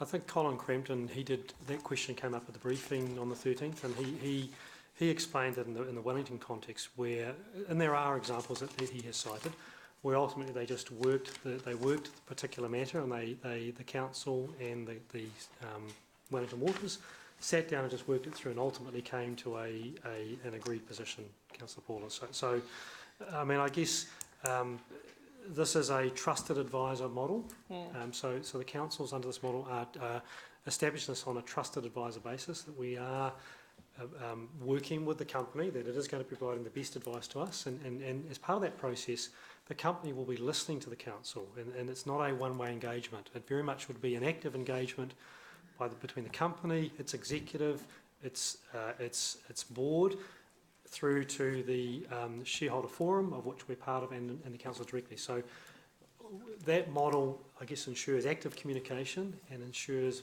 best information is shared amongst the parties. So there will be instances where there's disagreement, but I guess in a trusted advisor relationship, you work at it till you solve it. And that's, I guess, what we heard in terms of how Wellington approach it.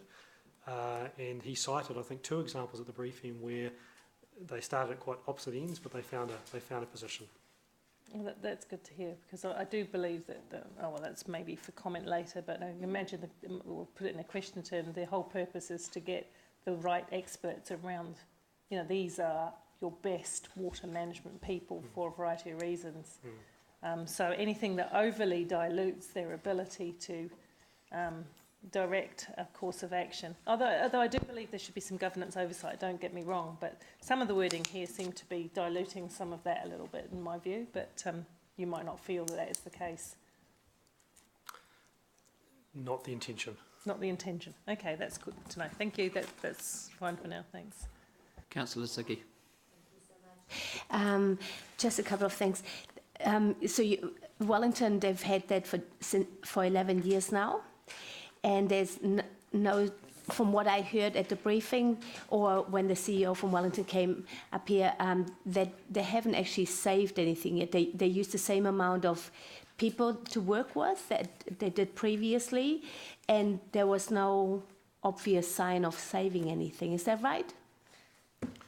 I think he was unable to specifically point to a report that had quantified the savings, but what he did share was that the quality of asset management planning was significantly higher. The benefits of collaboration were clearly there in terms of joined up decision making, thinking, the way they addressed the risk, the way they understood the waters network was significantly better. So the non-financial benefits were significant, and by inference there was significant financial benefits. He just couldn't quantify what they were, but he did, to Peter's point, refer to the fact that in many cases those financial benefits were being reinvested by the councils back into the network. That would be so good to know, though, you know, how much that actually is. Yes. You know, have we just reinvested $10 or 2 million? You know, there's a big difference, and that gives us a reassurance of, yeah, there is some gain, some really positive gain in that. That's how I feel anyway. I'd agree. The other thing I just, it's probably a bit outside the ballpark, but what would a shared waters management company do differently when we have another 100-year rainfall, you know, in 2 days? What is it that they could do better than what I thought Hamilton City Council, like the staff in Hamilton City Council did already when that happened? Because I think we have got excellent staff here. So what can these guys do better? I mean, I'm always hoping that when you employ somebody, that you actually employ the best person that you can get for that job. So how can it be in a shared waters management company? How can we get even better ones? You know, or yeah. So what can they do differently or even better? Look, I think the benefit of the company, a shared waters management company, is not on a short-term, one-off type situation. It's the long-term thinking, planning, focus on how to deliver these services in the best possible way. I mean, I think in response to the event we had recently, the Hamilton team did a magnificent job. You know, I wouldn't have expected that the waters company would do anything differently. Our team was exemplary. How the shared waters management company would take a longer-term view across the sub-region around the challenges and how do we deliver water services, for example, with greater resilience. So when we think and plan about investment in water, where is our next water treatment station investment going to be that potentially provides Hamilton with greater resilience? And we take a long-term look at that. So if Hamilton had an event and it knocked out one of our water pipes, that we had greater resilience to provide water to the city on a long-term basis. That's the benefit of, I guess, this operation. It's not going to give you overnight one-off benefits. It's the longer-term benefit for Hamilton. Okay. Just something with the water CCO. I just thought I saw something there that the Crampton report said that we would save over the next 28 years 65 million or 56 million, whatever. I mean, okay, we don't even know how much they saved. Well, that's a different model, but whatever model it is, the startup cost for asset-owning CCO is much higher even than for, is that right, than for shared waters? The startup costs for a shared waters management company and an asset-owning company are quite similar. Oh, okay. Because we still need to establish a company and its systems and processes. But so that's the cost side. Actually establishing the business and operating it, certainly the establishment risk is much lower with a shared waters management company. Much lower because particularly the point I talked about to Councillor Robb's question before, the decisions on the level of investment, the decisions on where the company spends its money ultimately sit back with each council to make. Whereas in an asset-owning company, those decisions sit with the company, and by through the differing levels of assets and asset information and where the investment is required, that presents a number of challenges for the councils to work through. And so that makes it a much higher establishment risk from that perspective. So simple answer, similar setup cost, but easier to establish the shared waters management company and to operate it. Okay, yeah, because I just, first of all, how can we predict anything over 28 years? And then the amount, when I see in 11 years, there's not really that much saving, how then over 28 years we can save all of a sudden this horrendous amount. So, yeah, I just want to make a point on that. Thank you so much. Thank you, Siki. Councillor Eng. Thank you.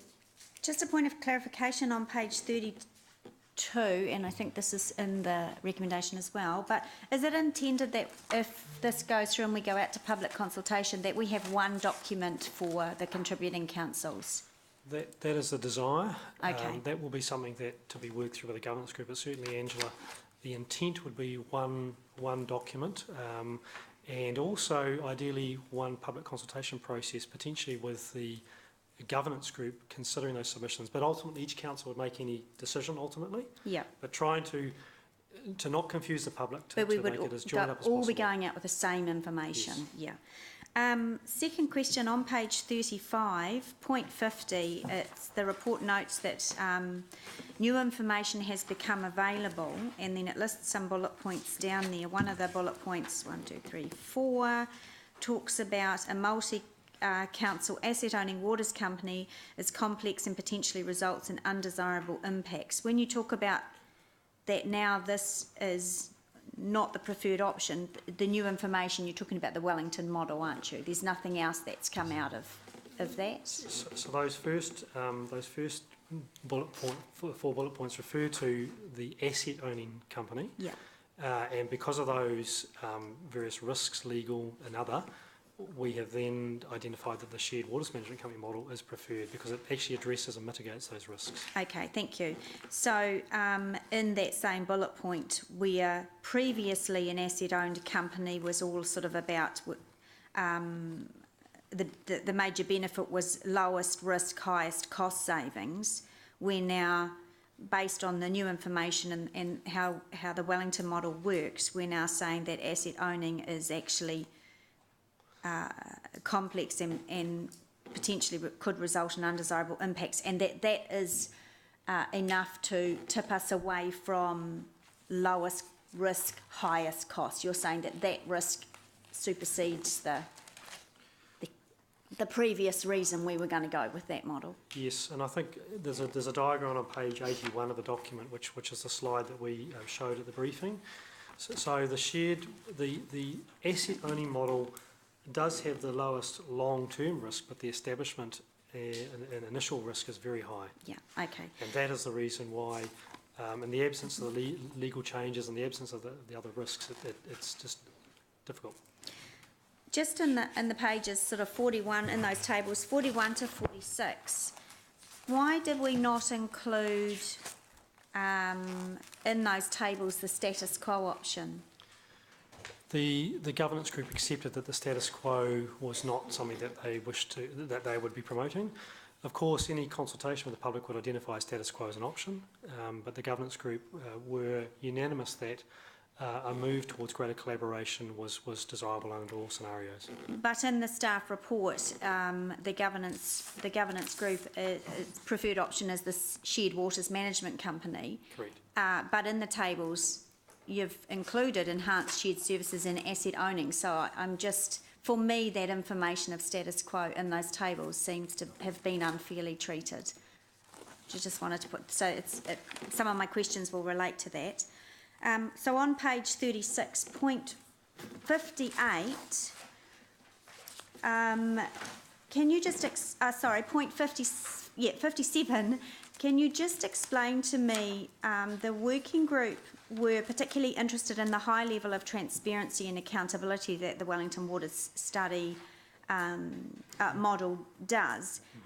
In your opinion, is that, and look, I thought it was a great model, I went to the briefing, but in your opinion, does that provide a higher level of transparency and accountability than our in-house status quo service does now? And if it does, how? I think when you look across the 3 councils, and look in the Hamilton instance, our model now is very open and transparent. But across the 3 councils, we may have different approaches to how we receive and work through various information. So certainly, Angela, this was the benefit in terms of the Wellington context, that all their information, all their reports, good and bad, are conducted in a very open forum, and they address all those issues in a very open way. And I guess, back to Councillor Pascoe's earlier comment, councillors who have some particularly bad news, that is very open, and the other shareholders all hear about it. And they also hear about what the company's advice is or the options are to work through that challenging situation.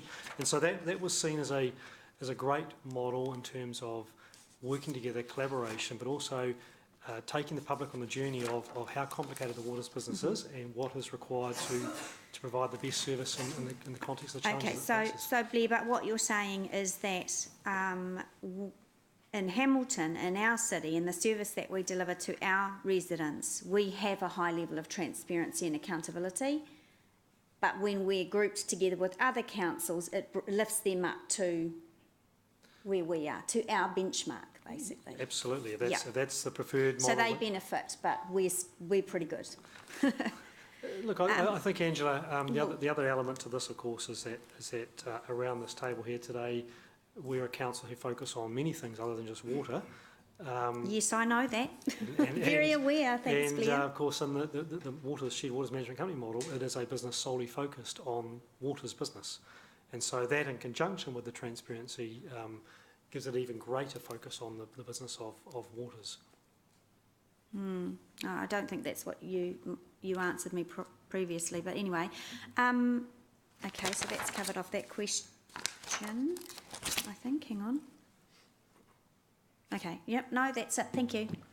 Councillor Gary. Thank you. Rob asked, I'm triggering off some stuff that Rob asked about reputational risk, and can I just suggest that does reputational risk really flow from operational risk? Like, the risk is that not so much that our reputation's ruined, but that people are drinking water with sewage in it, or that there's overflows into the river and things like that. That's where your reputational risk comes from. So it's an operational risk more than, yeah. And well, No supply too. Yeah, or no supply, all sort. Yeah. So, operating people risk. have an expectation that they'll receive a high quality water, wastewater, and stormwater service. It's a core function of council. Yes, absolutely, and that is about us executing, operating, and delivering on our legal requirements and our expectations for our community.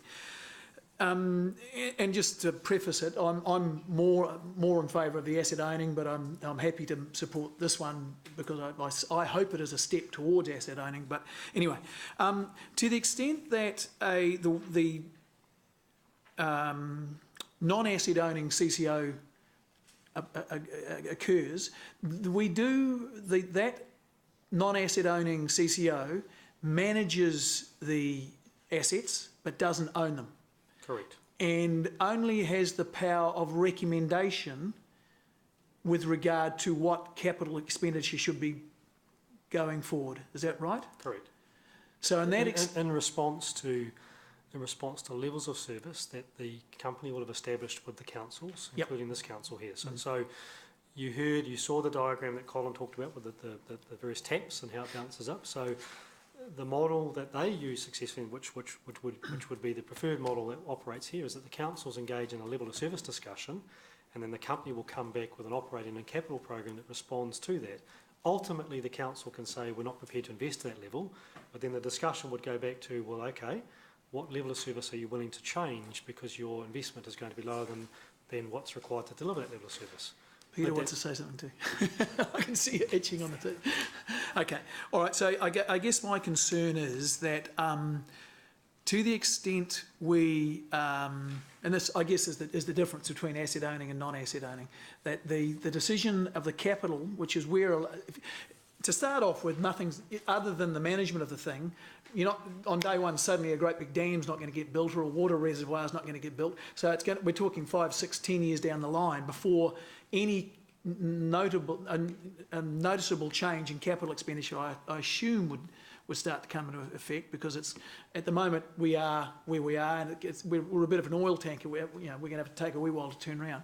So a lot of these benefits, I'm just concerned that a lot of the benefits that would be accrued by an asset owning CCO will not be accrued by a non-asset owning CCO, because the decisions, whilst still the councils, in both instances the councils have some control, certainly there is a far greater degree of specialisation when the CCO is asset owning, if you know what I mean. If I interpret that question as really trying to explore how the shared management company might deliver a rapid response and make progress, and my answer is that really depends entirely on the appetite and capability of the council to think about the level of investment that might be required. So once the company is established, if that's the decision, then they need to come back with a revised asset management plan that reflects their best thinking. The very difficult decisions that follow will be about the pace of investment that goes with that. How fast that's implemented will depend and vary in each council on that council's ability to find the money, make the investment, and deal with it in a rapid timeframe. To what extent do we run the risk, because the CCO, because the councils are going to be owning and funding assets? Am I right in that? Yep. To what extent do we run the risk that silo type thinking occurs, and so Hamilton still continues to fund assets that contribute, that help Hamilton, Waipa the same, and Waikato the same, whereas there would, you know, the Nirvana or whatever it is that the region actually starts looking at these things. So instead of everyone, you know, just colloquially everyone having a water treatment plant, we could have a big mother of a water treatment plant in some place which, you know, the cost of the three might be 50% greater than the cost of the mother of all water treatment plants, as opposed to mother of all bombs. So really the ability to realise those benefits depends on the company coming back to say, look, we've listened to you, to the three councils, and this is the level of service that you want, and this is the way that you were previously thinking about doing it, but if you were to do it this way, this is the saving that we can deliver. And that's likely to be focused in particular around where there are opportunities to physically join the network to utilise spare capacity to support growth, and around the future investment in both water treatment and wastewater treatment capacity and where that sits. So it's certainly our expectation, having gone through this, that is the sort of discussion that you'll get in quite quickly, where the company starts to see ways of doing it differently that will save you money and deliver a better outcome. Ultimately, that still relies on them being able to persuade each of the councils to make those investment decisions. Am I right in saying that the incentive on the board of directors of the CCO will be stronger to get regional type decisions if they own the assets, as opposed to the councils owning the assets? I think the answer to that depends entirely on the way in which the three councils would work together through the shareholders forum and the way that you set expectations of the board and the company and its performance. I think you could come to a similar set of incentives in terms of the clear expectations as to how the company behaves and engages with you. But yeah, it starts from the need for each of the councils to create that set of expectations. Okay, thank you. Thank you, Councillor Jeff. Thanks, Mayor Andrew. Yeah, my question's about the information that we've received from consultants over the previous years, and maybe what information we've asked for from consultants. I look at page 36 and number 54, where it says that the Shared Waters Management Company is a new option not previously considered by Cranleigh, and yet a couple of pars down it tells us that Wellington Waters has been operating for 13 years, that model. So I just find myself, given the community angst that this issue has caused, wondering why Cranleigh or some other consultant didn't look at this model a hell of a lot earlier. I mean, why did it take a consultant for Waipa District Council to get us what is now our favoured option before us, and why so late in the piece? That worries me. It makes me wonder what briefs were we asking for? Were we just asking for something that was going to make crap loads of money? You know, what were we trying to do? So the original brief for Cranleigh was agreed by the councils, and it defined the models that the councils wished to understand, and in that brief, Cranleigh were not instructed to look at the non-asset-only model. So it was the enhanced shared services, it was the asset-only model and status quo. So that was the brief for Cranley. I think it's fair to say, Jeff, through the journey that the council have been on, the councils have learned an extremely large amount around the opportunities, the risks, the challenges, the benefits of collaboration in a water sense. And certainly the work of Waipa that they did with Morrison Lowe has come about as a result of the journey and the understanding and discussions that have been had through the governance group over the years. So yes, when you stand back and look at it now, it makes sense to why it wasn't that parts at the time. However, the councils of the day were of the view that the three models to look at were those three that I described. Certainly what we know now, and the reason the council has been presented with a recommendation of the Shared Waters Management Company, I would hope is a lesson to other councils who embark on this journey as well, in terms of the challenges of establishing such a complicated business in a waters entity. The lessons that we can take from our journey are transferable to others. Theoretically and conceptually, the asset-owning CCO is the best model, and our report says that. But for a whole variety of reasons, the governance group has concluded that the Shared Waters Management Company is actually the preferred model to go forward. So maybe it goes back to the brief prepared at the start, and I guess it goes back to what we were not us, but what the group was trying to achieve. Maybe they were just interested in cost savings and nothing else. I think the original brief was also the context of some of that new information we found now as well. So when originally, going way back, when they originally started a discussion about a water CCO, there's very much, the asset-owning CCO is held up on an unconstrained basis of having all these benefits. What we've now identified since then is there are some constraints, and that's listed in the report, to the extent there's potentially some risk and complexity around development contributions and so forth. There's also some advancements that have happened with Wellington Waters in terms of their model as well. So there's probably a briefing issue way back early, because it's been going for a number of years, but also there is some additional information that's probably given greater clarity at this point in time as well. Wellington Waters has been going for 13 years. Yep, and the original work done by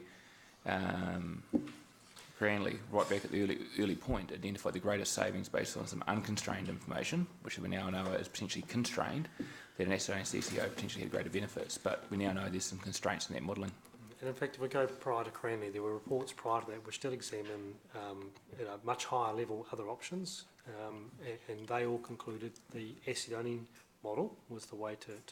So the council's terms of reference was influenced by early reports of the Mayoral Forum requested, which I guess initiated this entire process, and so they received two reports, and those reports always pointed towards the asset-owning CCO, which is which influenced the council in terms of their terms of reference. Thank you. Councillor Dave. Yes. Jeff asked a very good question there, and I'd follow that up by asking Blair, was it or was it not true that Councillor Gallagher for the last 2 years has been requesting that we look closely at Wellington Waters Limited as a potential model for us to follow? Yes. Thanks. Was it true that at the start of Cranley's work on their model that the chief executive of Auckland's Watercare Limited was part of Cranley's expert advisory panel? No. He wasn't. No, At what stage was he part of it? I think the David Clark. He was the previous chairman of, I recall, and I understand at the time that matter was raised and the answer was refuted by Cranley. So the answer was no. Refuted by Cranley despite him being listed on their website as on their expert advisory panel. There were some errors in their website information. Okay. I got it wrong. Never mind. Look, Rob asked some questions relating to the different geography and size and other things of Wellington versus the Waikato area, if I can paraphrase some of your questions. Just in terms of the size, population size, is it correct that Waipa is bigger than the smallest council in Wellington, Upper Hutt? Or, just to get the comparisons Look, I'm not, by 2,000, according to the website? I'm not sure. I'm sure you probably can tell us. And is it correct that Waikato District is bigger than Porirua by a few thousand people? I would imagine it would be the case. Yeah, yeah.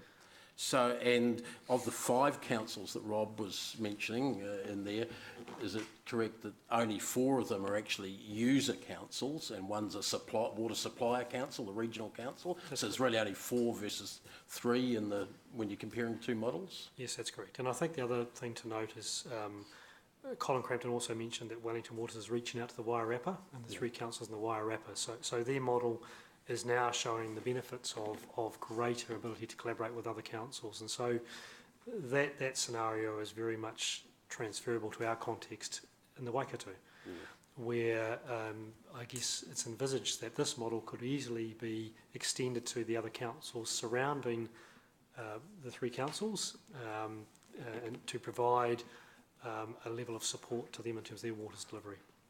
And that's despite some pretty serious geographical constraints in Wellington, mountain ranges and harbours between every one of the local authorities there. Yes, I mean, I think the beauty of this model is there's obviously ability to provide joined up asset solutions, but that's not the only element to this. The asset management thinking, the greater purchasing power, the ability to work with the regional council, those sort of non-financial benefits, liaison with iwi, working in a greater collaborative sense brings significant benefits. And that's what I think the councils in the Wairarapa are seeing, that they are struggling with the complexities of water's business, and they actually need the expertise and the asset planning expertise of the Wellington Waters Company. And that will be the same in the Waikato for the smaller councils. And in here in the Waikato with the other 2 councils, we already have we not, a physically connected water supply arrangement with parts of Waikato District? Yes, we do. And prior to Templeview leaving Waipa and coming into Hamilton, we supplied both water and collected wastewater from them, so had that link. Correct. And I think, looking ahead, Council, our infrastructure strategy contemplates in sort of out 30 years the need for a future water treatment station for the city. One of those scenarios sees it being outside of our city area, or potentially on a different river, to provide a water supply to, say, the northern part of Hamilton into the Waikato district. We also know that Waipa are looking at both wastewater and water supply issues for both Cambridge and Tiamutu, and part of those options are examining how could they work with Hamilton.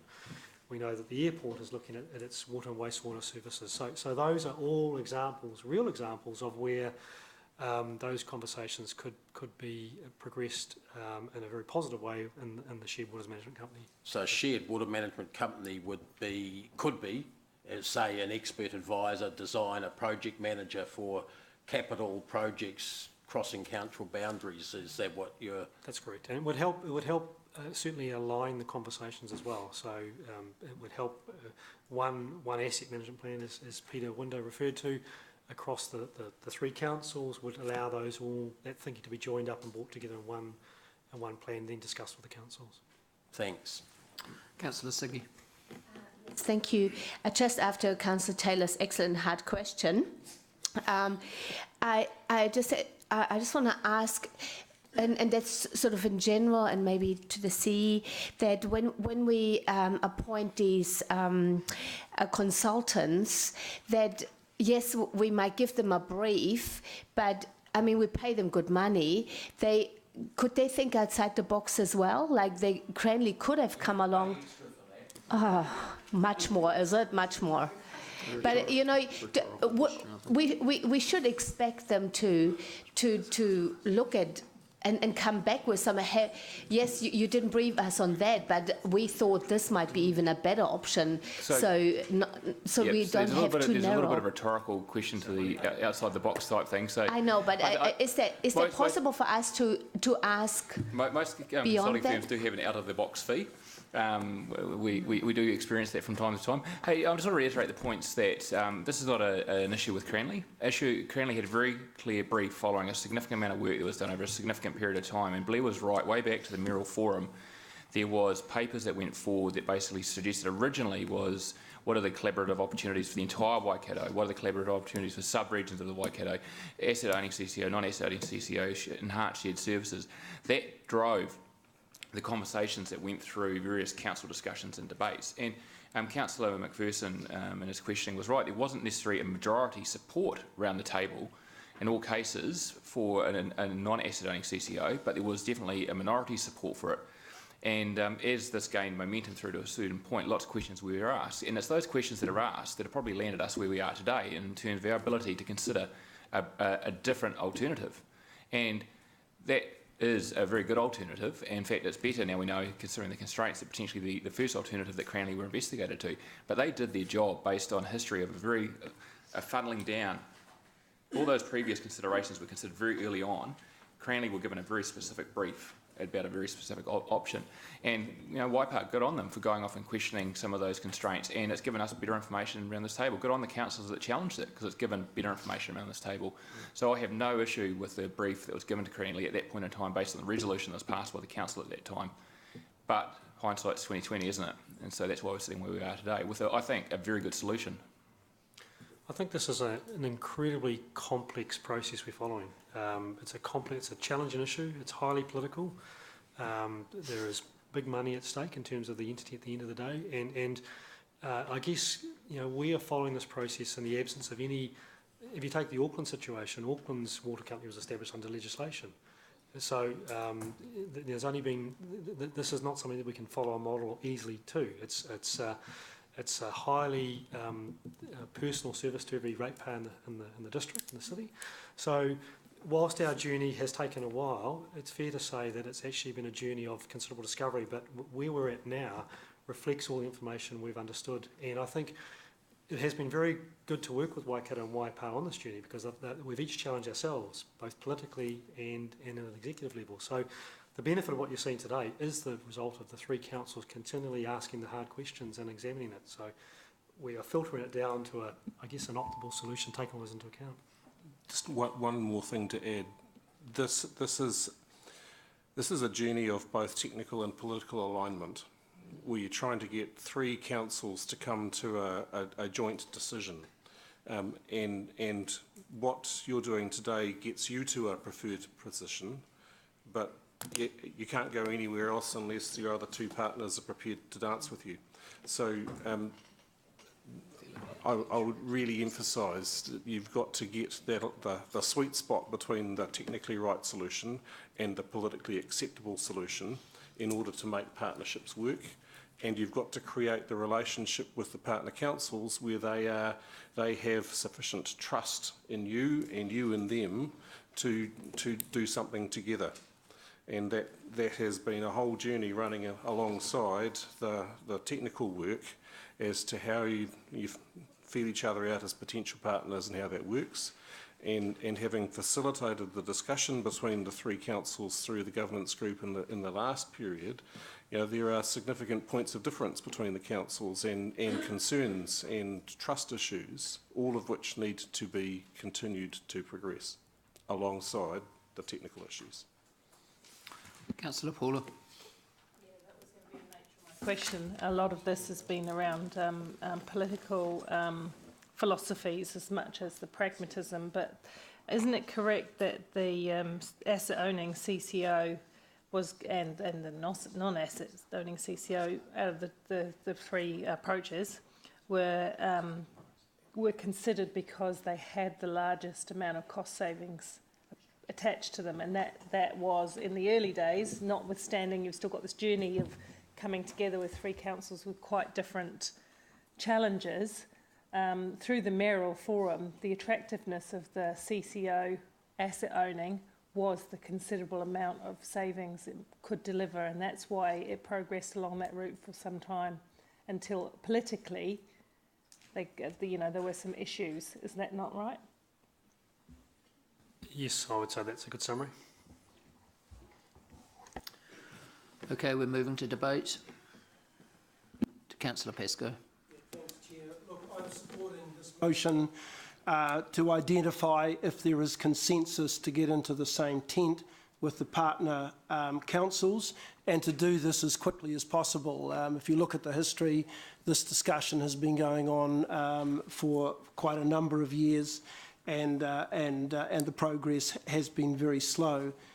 I would expect, if there is agreement, that the comment in the staff report in paragraph 60, which says further financial analysis of this option could be appropriate, should be changed to would be necessary, because one of the areas where I think we are lacking in evidence at this stage is the lack of financial information as to whether or not this model is going to land us in terms of some cost savings.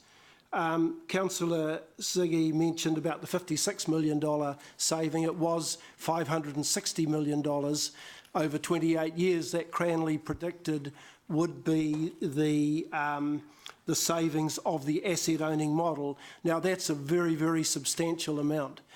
In the staff report, and I think it was at paragraph 58, suggests that we should be able to achieve 2/3 of that saving, and the reason for the other third is given in that.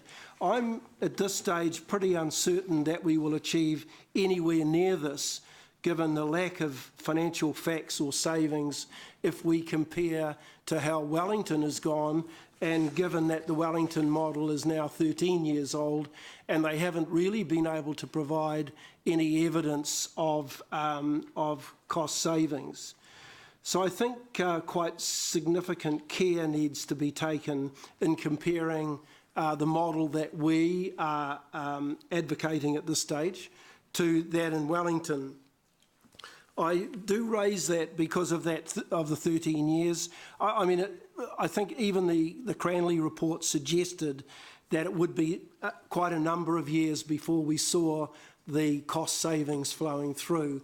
But it is a little disappointing that when the CEO presented to us on the 13th of April, that he emphasised the success to date of the collaboration was that council partners were delivering an excellent customer experience. Now, on its own, this is pretty unconvincing to me when cost savings and benefits have still to be achieved or might be non-existent in this model. So it may be many, many years before benefits are able to be realised, and so therefore I think it's important at this stage that we do, if there is agreement with the three councils, that we do actually stop and spend some time identifying where they are. Could I also remind councillors of our obligation under section 10(1)(b) of the Local Government Act, which states that we need to meet current and future needs of the communities for good quality local infrastructure, local public services, and performance of regulatory functions in a way that is the most cost effective for households and businesses. And at this stage, not having any evidence of cost savings and perhaps the potential that this model might in fact end up costing this council more than our current costs, I think we need to be pretty cautious if the journey that we are now embarking on does lead us to this model. It's also interesting to note that the mentor that Wellington uses is the Scottish Water Company, and this is an asset-owning CCO. So, you know, it may be, to answer Councillor Taylor's questions, to answer his question, there may be very little evidence or experience of this type of model operating around the world, and therefore we may end up being, with Wellington, pioneers in this. And of course, I would not like to be one of the pioneers who ends up with arrows in his chest by being one of the first off the rank to try out a new arrangement. But in terms of supporting the motion, this is a way forward. It's not where I would personally like to be. Like Councillor Mallett, I do favour the asset owning model because I think it does give us a lot more certainty going forward, accepting of the risks. But this is a way forward that may get the three council partners into the tent to get that journey underway. Thank you. Thank you. Councillor Dave. Thanks very much. The Cranley proposal was a desktop exercise, an academic exercise. It also wasn't based on anything other than estimates. It also took control of the assets themselves and the operation to a large extent out of the hands of elected members completely. This proposal here is one that keeps a lot of that control there, keeps all the assets owned by the public sector, by each of the councils. They're each still responsible for their assets, and delivers a much greater degree of openness, transparency, and I'd suggest democracy as well. It's not an academic exercise, this proposal. Some of the figures still are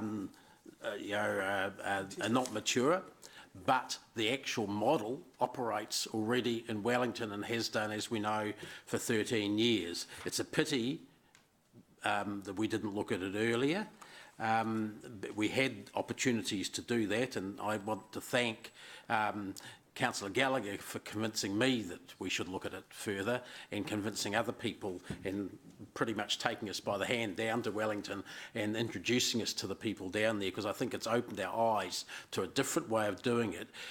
As Peter Winder has said, that's not just technically suitable, but is also politically suitable. And by politically, we mean something that's got the buy-in from the communities that it's serving. If you set up something like Watercare in Auckland, an asset-owning CCO, where you don't have buy-in, you have never-ending problems. I've got a Watercare bill in front of me at the moment, current bill from an Auckland property, $92.12 for the monthly bill, and that's got water meter charges, wastewater meter charges, wastewater fixed charges, all different lines in it, and that's the sort of thing you would have seen here. They're paying about $1,100 a year, and that's on a standard house in Howick, and that's what we would have faced with the loss of control with a asset-owning CCO, because they were going to have the power to implement water meters under the model that was proposed that the previous Hamilton City Council had supported.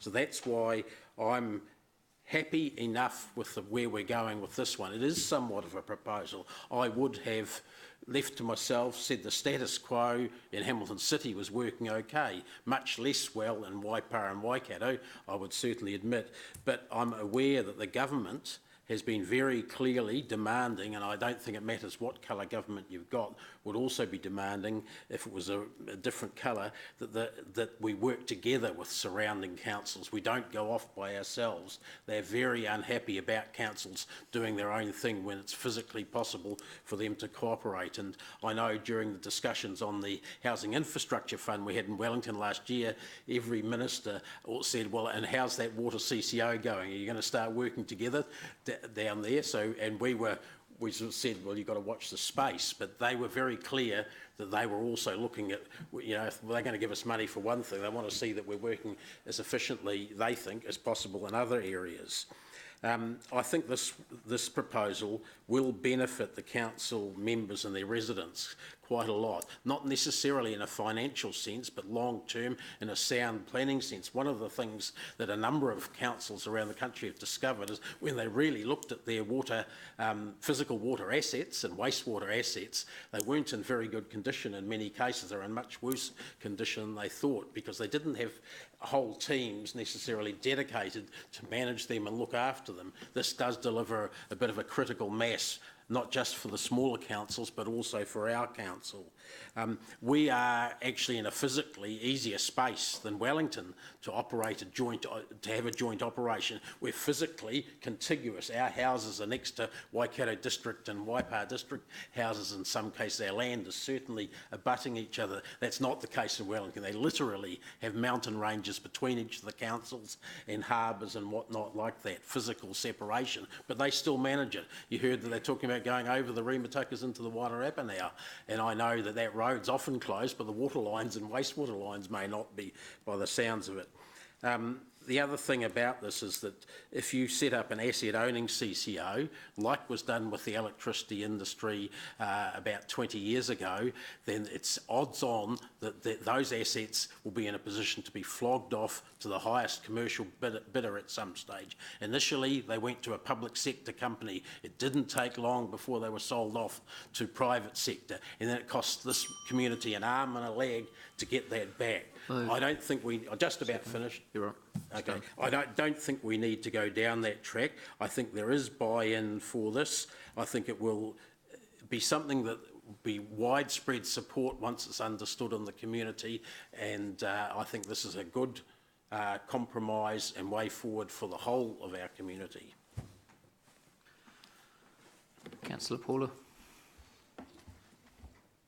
Thank you. Yes, it is a compromise, and it will get us a step down the route that we need to start going. So I will support the motion recommendation that's up there. Look, water's a key regional resource. It's absolutely vital to the economy, and I think we should remember that people are already paying for it. Ratepayers already pay for it. Businesses pay for it, and that won't change. But by law, Hamilton City Council is required to provide the most efficient, effective water services. Yes, politics has intervened in this process, and we do have to find a politically palatable solution, as well as a practical way of saving the ratepayers' money. I believe we have an imperative to provide the Hamilton ratepayers the best cost savings that we can. Given the other financial pressures that we've got ahead of us, I think it's vital that we look to save costs where we can, so we can do other good work across the city.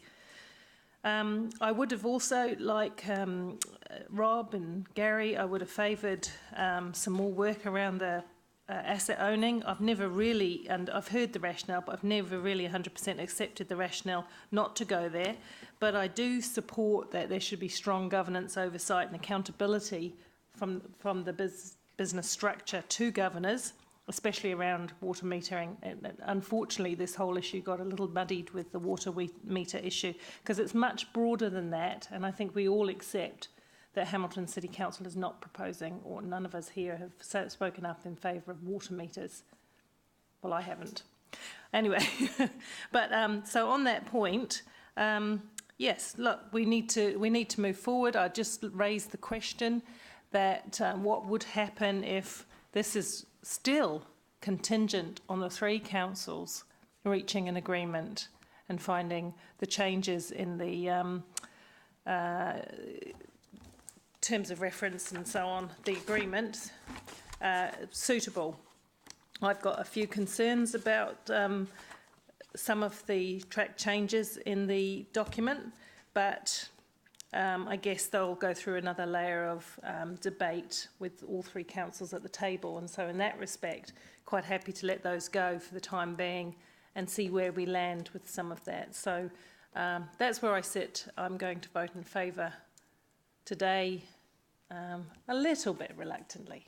Thank you. Councillor Jeff.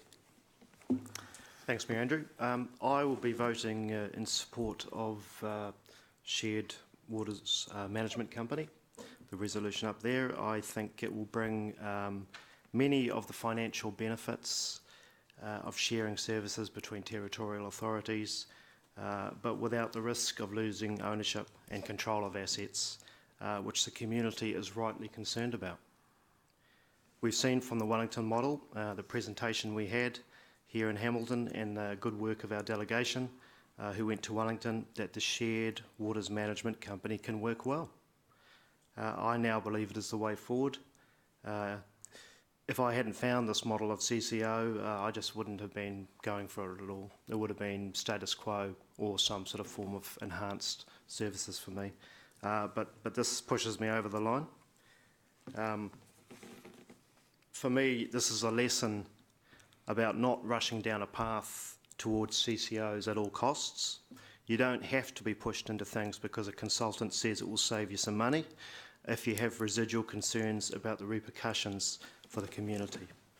This council needs to remember that, because there'll be more decisions like this coming up. In December, there was some criticism of new councillors when we asked for more information and we didn't want to make a decision on this issue. And I could remember a councillor around this table saying, we've done all the work, this has been going on for years, now it's time to make a decision. Stop messing around, let's get on with it. Well, as I said at the time, I made no apologies for refusing to sell us down the river and go with the easy option. And now, sure enough, I think we have a better option. It's paid off. So I believe this option means we still save money over time, yes, but we keep control over our water and wastewater assets and, above all, our destiny. There's been a lot of community angst over this, and I think that this is a great result. And it hasn't come easy, as we've talked about today. It's been a long process. But if this motion gets passed today and we start this process, I'll go away actually believing that we've done the best thing, not just from a dollars and cents point of view, which obviously benefits ratepayers, but from a holistic point of view about what's good for our community, for the well-being of Hamilton residents, and that we've left the future of our water and wastewater assets in safe hands for the future. Thank you. Councillor Ange. Thank you, Mayor Andrew.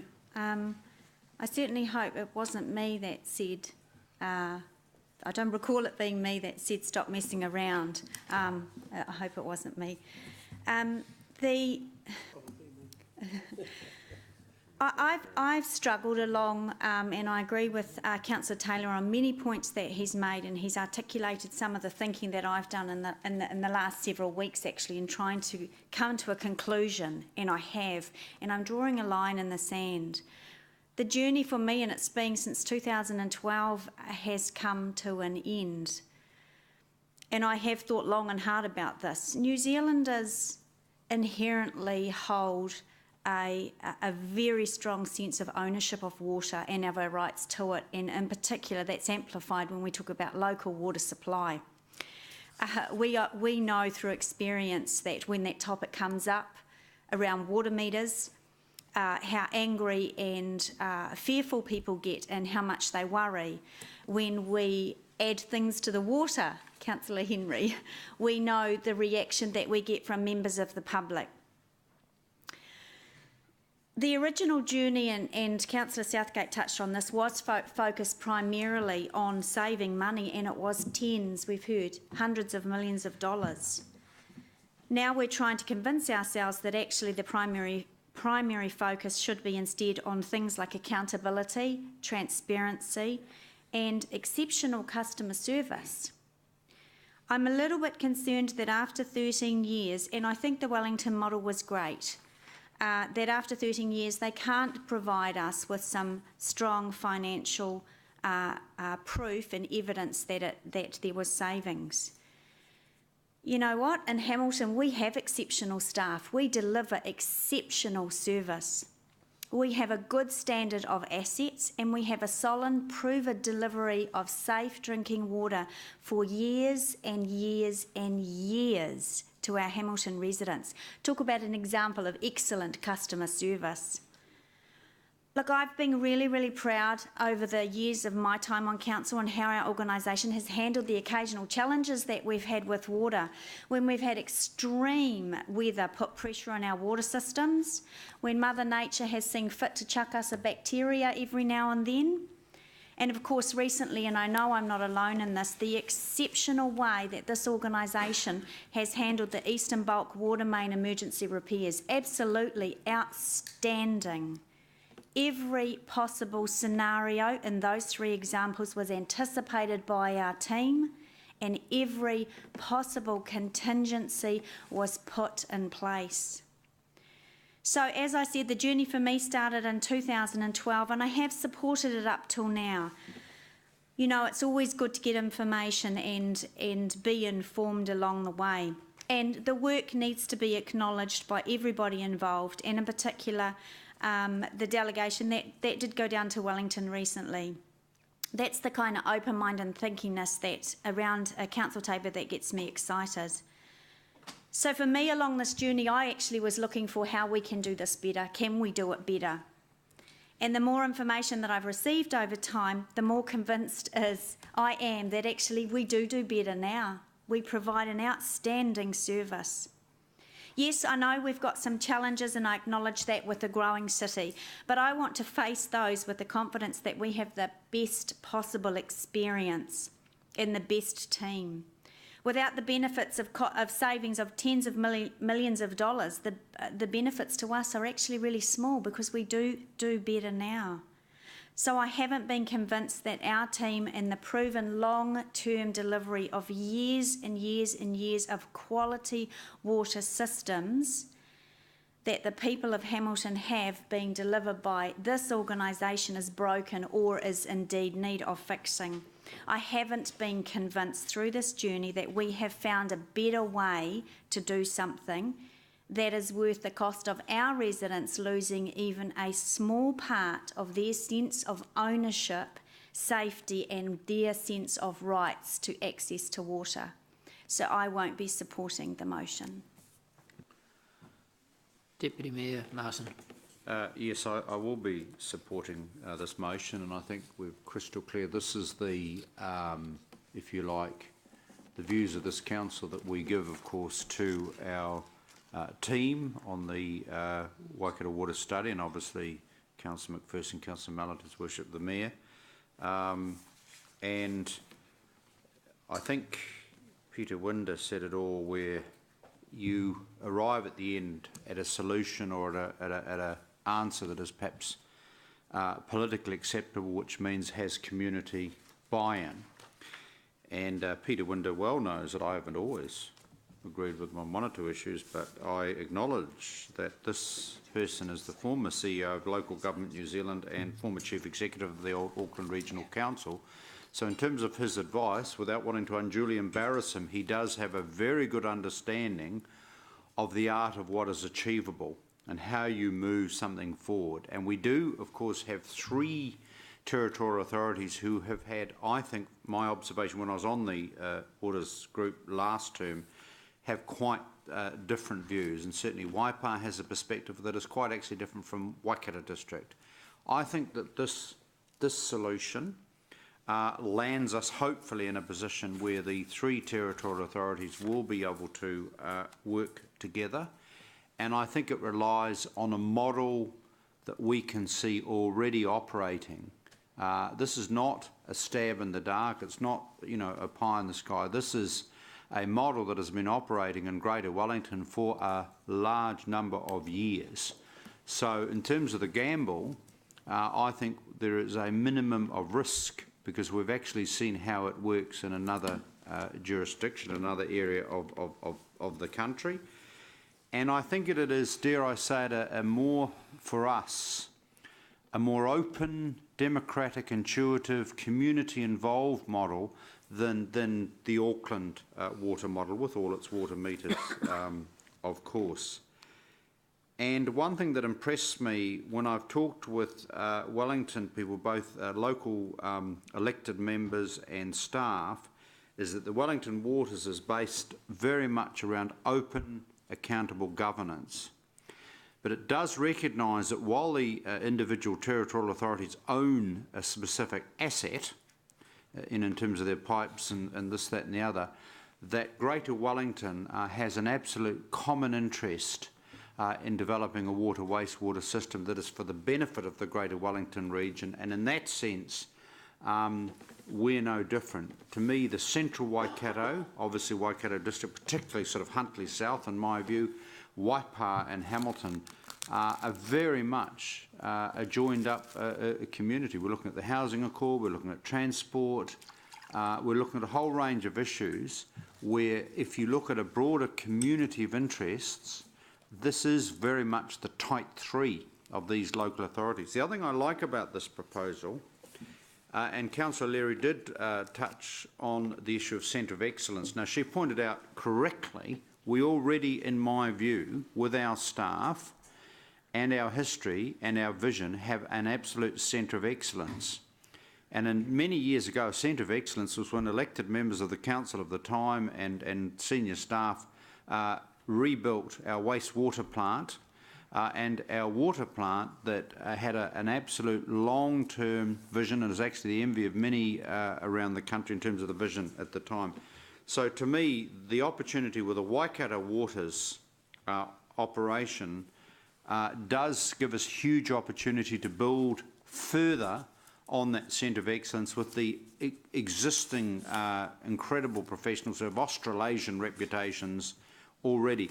The thing that also appeals to me is it does give a couple of our, 2 or 3 of our other TAs in the area an opportunity either to buy into to advice and expertise, or actually in time join the operation. And I do think, without sort of getting into too much detail here, we'll have some other local authorities who will be looking at this with keen interest, and I think they will probably see the benefit of collaborating and joining later on down the track. That's my personal observation. Finally, you know, governments come and go, but this government has clearly given some very, very clear messages as to what it wants to see in terms of the efficient, effective management of water.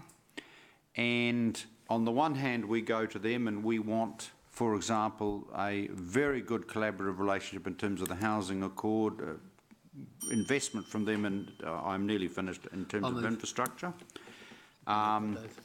On the other hand, I think we have to actually be aware as to what they want, I think quite legitimately in my view. And in this case, we've come up with a model that is not a one-size-fits-all around the country. This is a model that suits us. And as I said at the beginning of my presentation, this means that the 3 local authorities will continue to work really closely together, that if you live in Tamahiri, Te Mutu, Narewahia, Horatu, Hamilton Urban, the provision of water and wastewater will be without boundaries, because in that particular operation, boundaries are very artificial things, and that, in my view, by that very step alone, that will lead us in time to greater efficiencies, particularly with the capital expenditure that will be required in future as our population grows in the central Waikato area. So without further ado, I'm going to support this motion and wish our team well in your negotiations with Waipa and Waikato. Councillor Gary. Thank you, Your Worship. I will reluctantly support this. I see this, my support is hopefully, or premised on hopefully this being a step towards the full asset owning procedure. I do understand the politics of this, and I don't think it'll get across the line unless we take this first step. The reason I support this, I think, I'm pretty sure that the non-asset owning CCO is a better deal than what we've got with the status quo. I am very sure that an asset owning CCO would be substantially better, and it comes down to just a couple of simple things, that the lines of accountability and authority are much clearer in the asset owning CCO than the non-asset owning CCO, and the incentives in terms of the governance body of the asset owning CCO versus the non-asset owning CCO are very clear and very transparent for people to see. And those things are really, really important, particularly when you're in a political environment and I'm not, well, I am decrying the fact that too many of our things are owned by political entities, but we won't get into that now. But it is very difficult often for people to make rational business decisions when we're talking about an asset that a multi-million dollar asset that people don't pay for it as they use it. And that's an unfortunate reality of our water system, certainly in Hamilton, to a lesser extent in the other 2 parties involved. So I will be supporting the motion, hoping that it is the first step towards an asset owning CCO. Councillor Siggy. Thank you.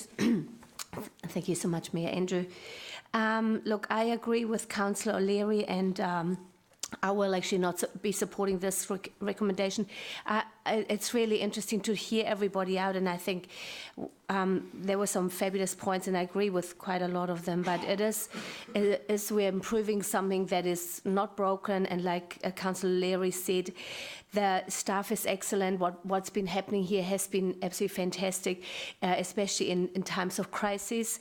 So why I'm choosing not to support it is the flexibility, because the world's changing fast, and there's more and more new technology comes out fast, and if we have to constantly consult with other like districts, then do we have the flexibility to implement some of these new things fast enough? And we might not agree, and if it's like this process, yes, thank goodness it's taken a long time to come through to this, but it might just take so long that we are so outdated with the new technologies. I'm not sure. I don't know where the world's going. We have no crystal ball here, so we don't know. But I just want for the people and the ratepayers that we are flexible enough to implement anything new that's coming that might help with the water, and especially with cost savings. I come from a place where we had to pay for water, and absolutely I agreed there. It was important because when you have 80 million on the same size as New Zealand, you deal with water quite differently than and especially Hamilton, we've got so much water here, there are other ways to make people accountable to their water use, I'm pretty sure, and we can look at that. So I just feel we need to be more nimble because of the changing of times. So that's why I want to support this. Thank you. Councillor Mark. Thank you, Mayor Andrew. I'll reasonably obviously be supporting this motion, and I do acknowledge Councillor Henry and Councillor O'Leary's points about we have got a world-class water system. That's fantastic, and I totally agree. We're brilliant. I understand Councillor O'Leary's position of saying, hey, all right, enough's enough. I'm perhaps more inclined to encourage us to move on a little bit further, so because I think the economies of scale issue is becoming a more and more relevant one. Just in one of our last meetings, we ended up quickly rubber stamping a couple of $1 million extra spend because of the failings we had at the gardens. Anything that can share the cost and the expertise, I think is worth exploring, and perhaps is diligent to do so. Plus the boundary issues that Councillor or the Deputy Mayor brought up earlier on. It seems just a bit strange to be having one system for one side of the street and one system for the other. So I think I'd like to see some more information on that. But I do wholeheartedly support your call, Siggy, for being able to be nimble and being able to move around without the power of another council vetoing us if we want to do something. But I think the very big and real pressures of growth outweigh that, to my mind. We are doing fantastically well, but I'm always keen on us doing better. So I'd like to see some more information, and I'd like to see this carry on. Thank you. I will talk to this. Firstly, I want to make it very clear that we retain the decision on when and if we ever put water meters in, so it stays with this council, and we won't be told by another council or by a CCO whether we have to put water meters in or not.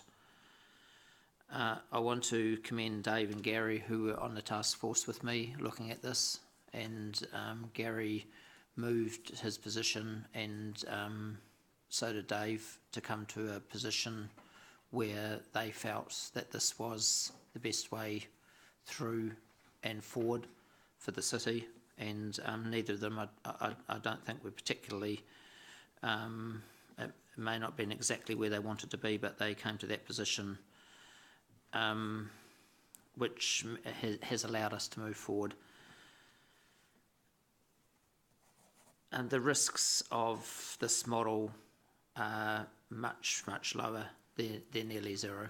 The risks here are that each of the three councils retain their own network, and any problems that come up with their own network, they're responsible for, and for the costs for that network. So the there's nothing can be hidden here. You're going to have an independent team who are running, if it comes together, the three councils, who will then, any problems with any of the three networks won't be able to be hidden.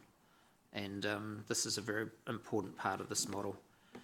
I also want to acknowledge Dave and Martin, who for the last 3 years have niggled away at this, and possibly even longer before I was here, about they were uncomfortable with where we were going, and they wanted a much more transparent system where any of the three councils, should they be uncomfortable with how it's being run or what's happened, can actually unravel this and step back from this. And I think that's a very important point as well. And lastly, it's not just about the three councils and pulling these three councils together if we can, and we're in a position now where the three councils agree to join this or not. But this is probably the closest position we've been to where we've got a chance of pulling the three together. But further to that, some of our other councils in the Waikato could also join this at any time in the future. And I think this is quite important. Some of our smaller, weaker, or not such affluent councils may be very keen to join in with this model, still carrying their own risk and us not taking their risk, but us being able to help them with our bigger CCO model. And this is about pulling the councils in the Waikato together as a team and working together. And this is what the types of things that we need to be doing to stop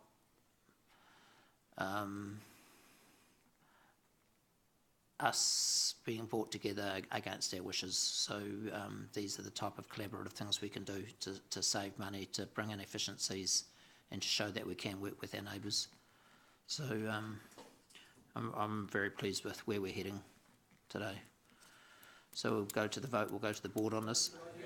Sorry, apologies, Rob. Yes.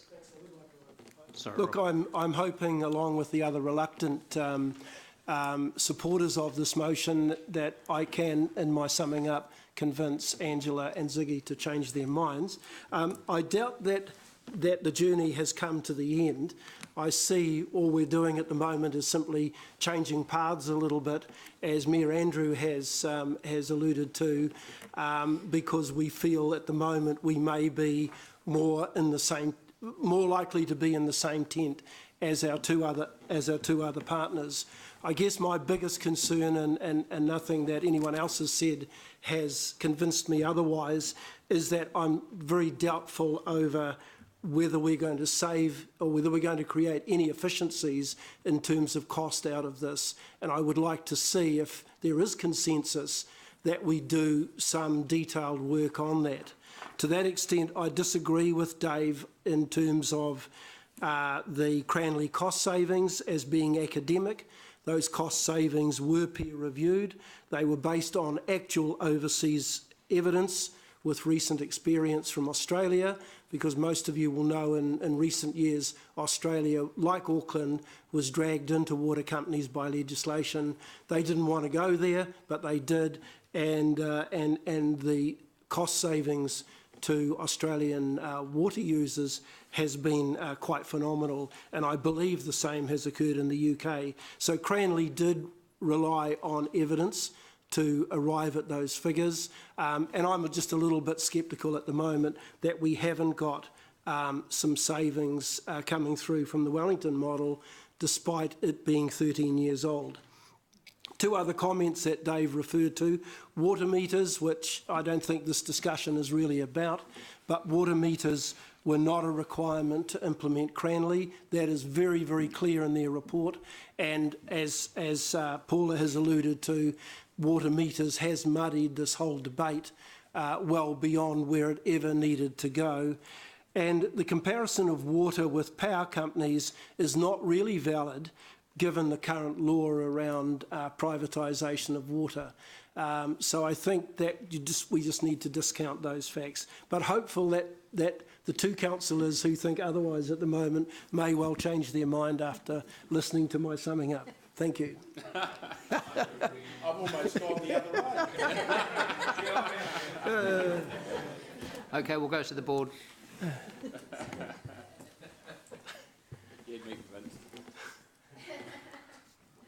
Come on, Angela.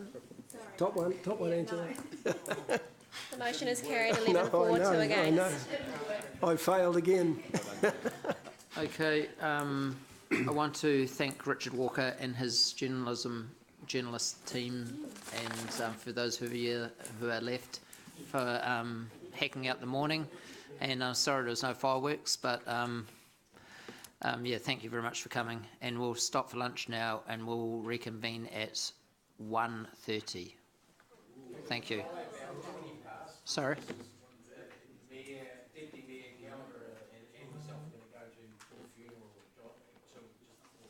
Okay. Okay, so we'll make it 1:20. Back here.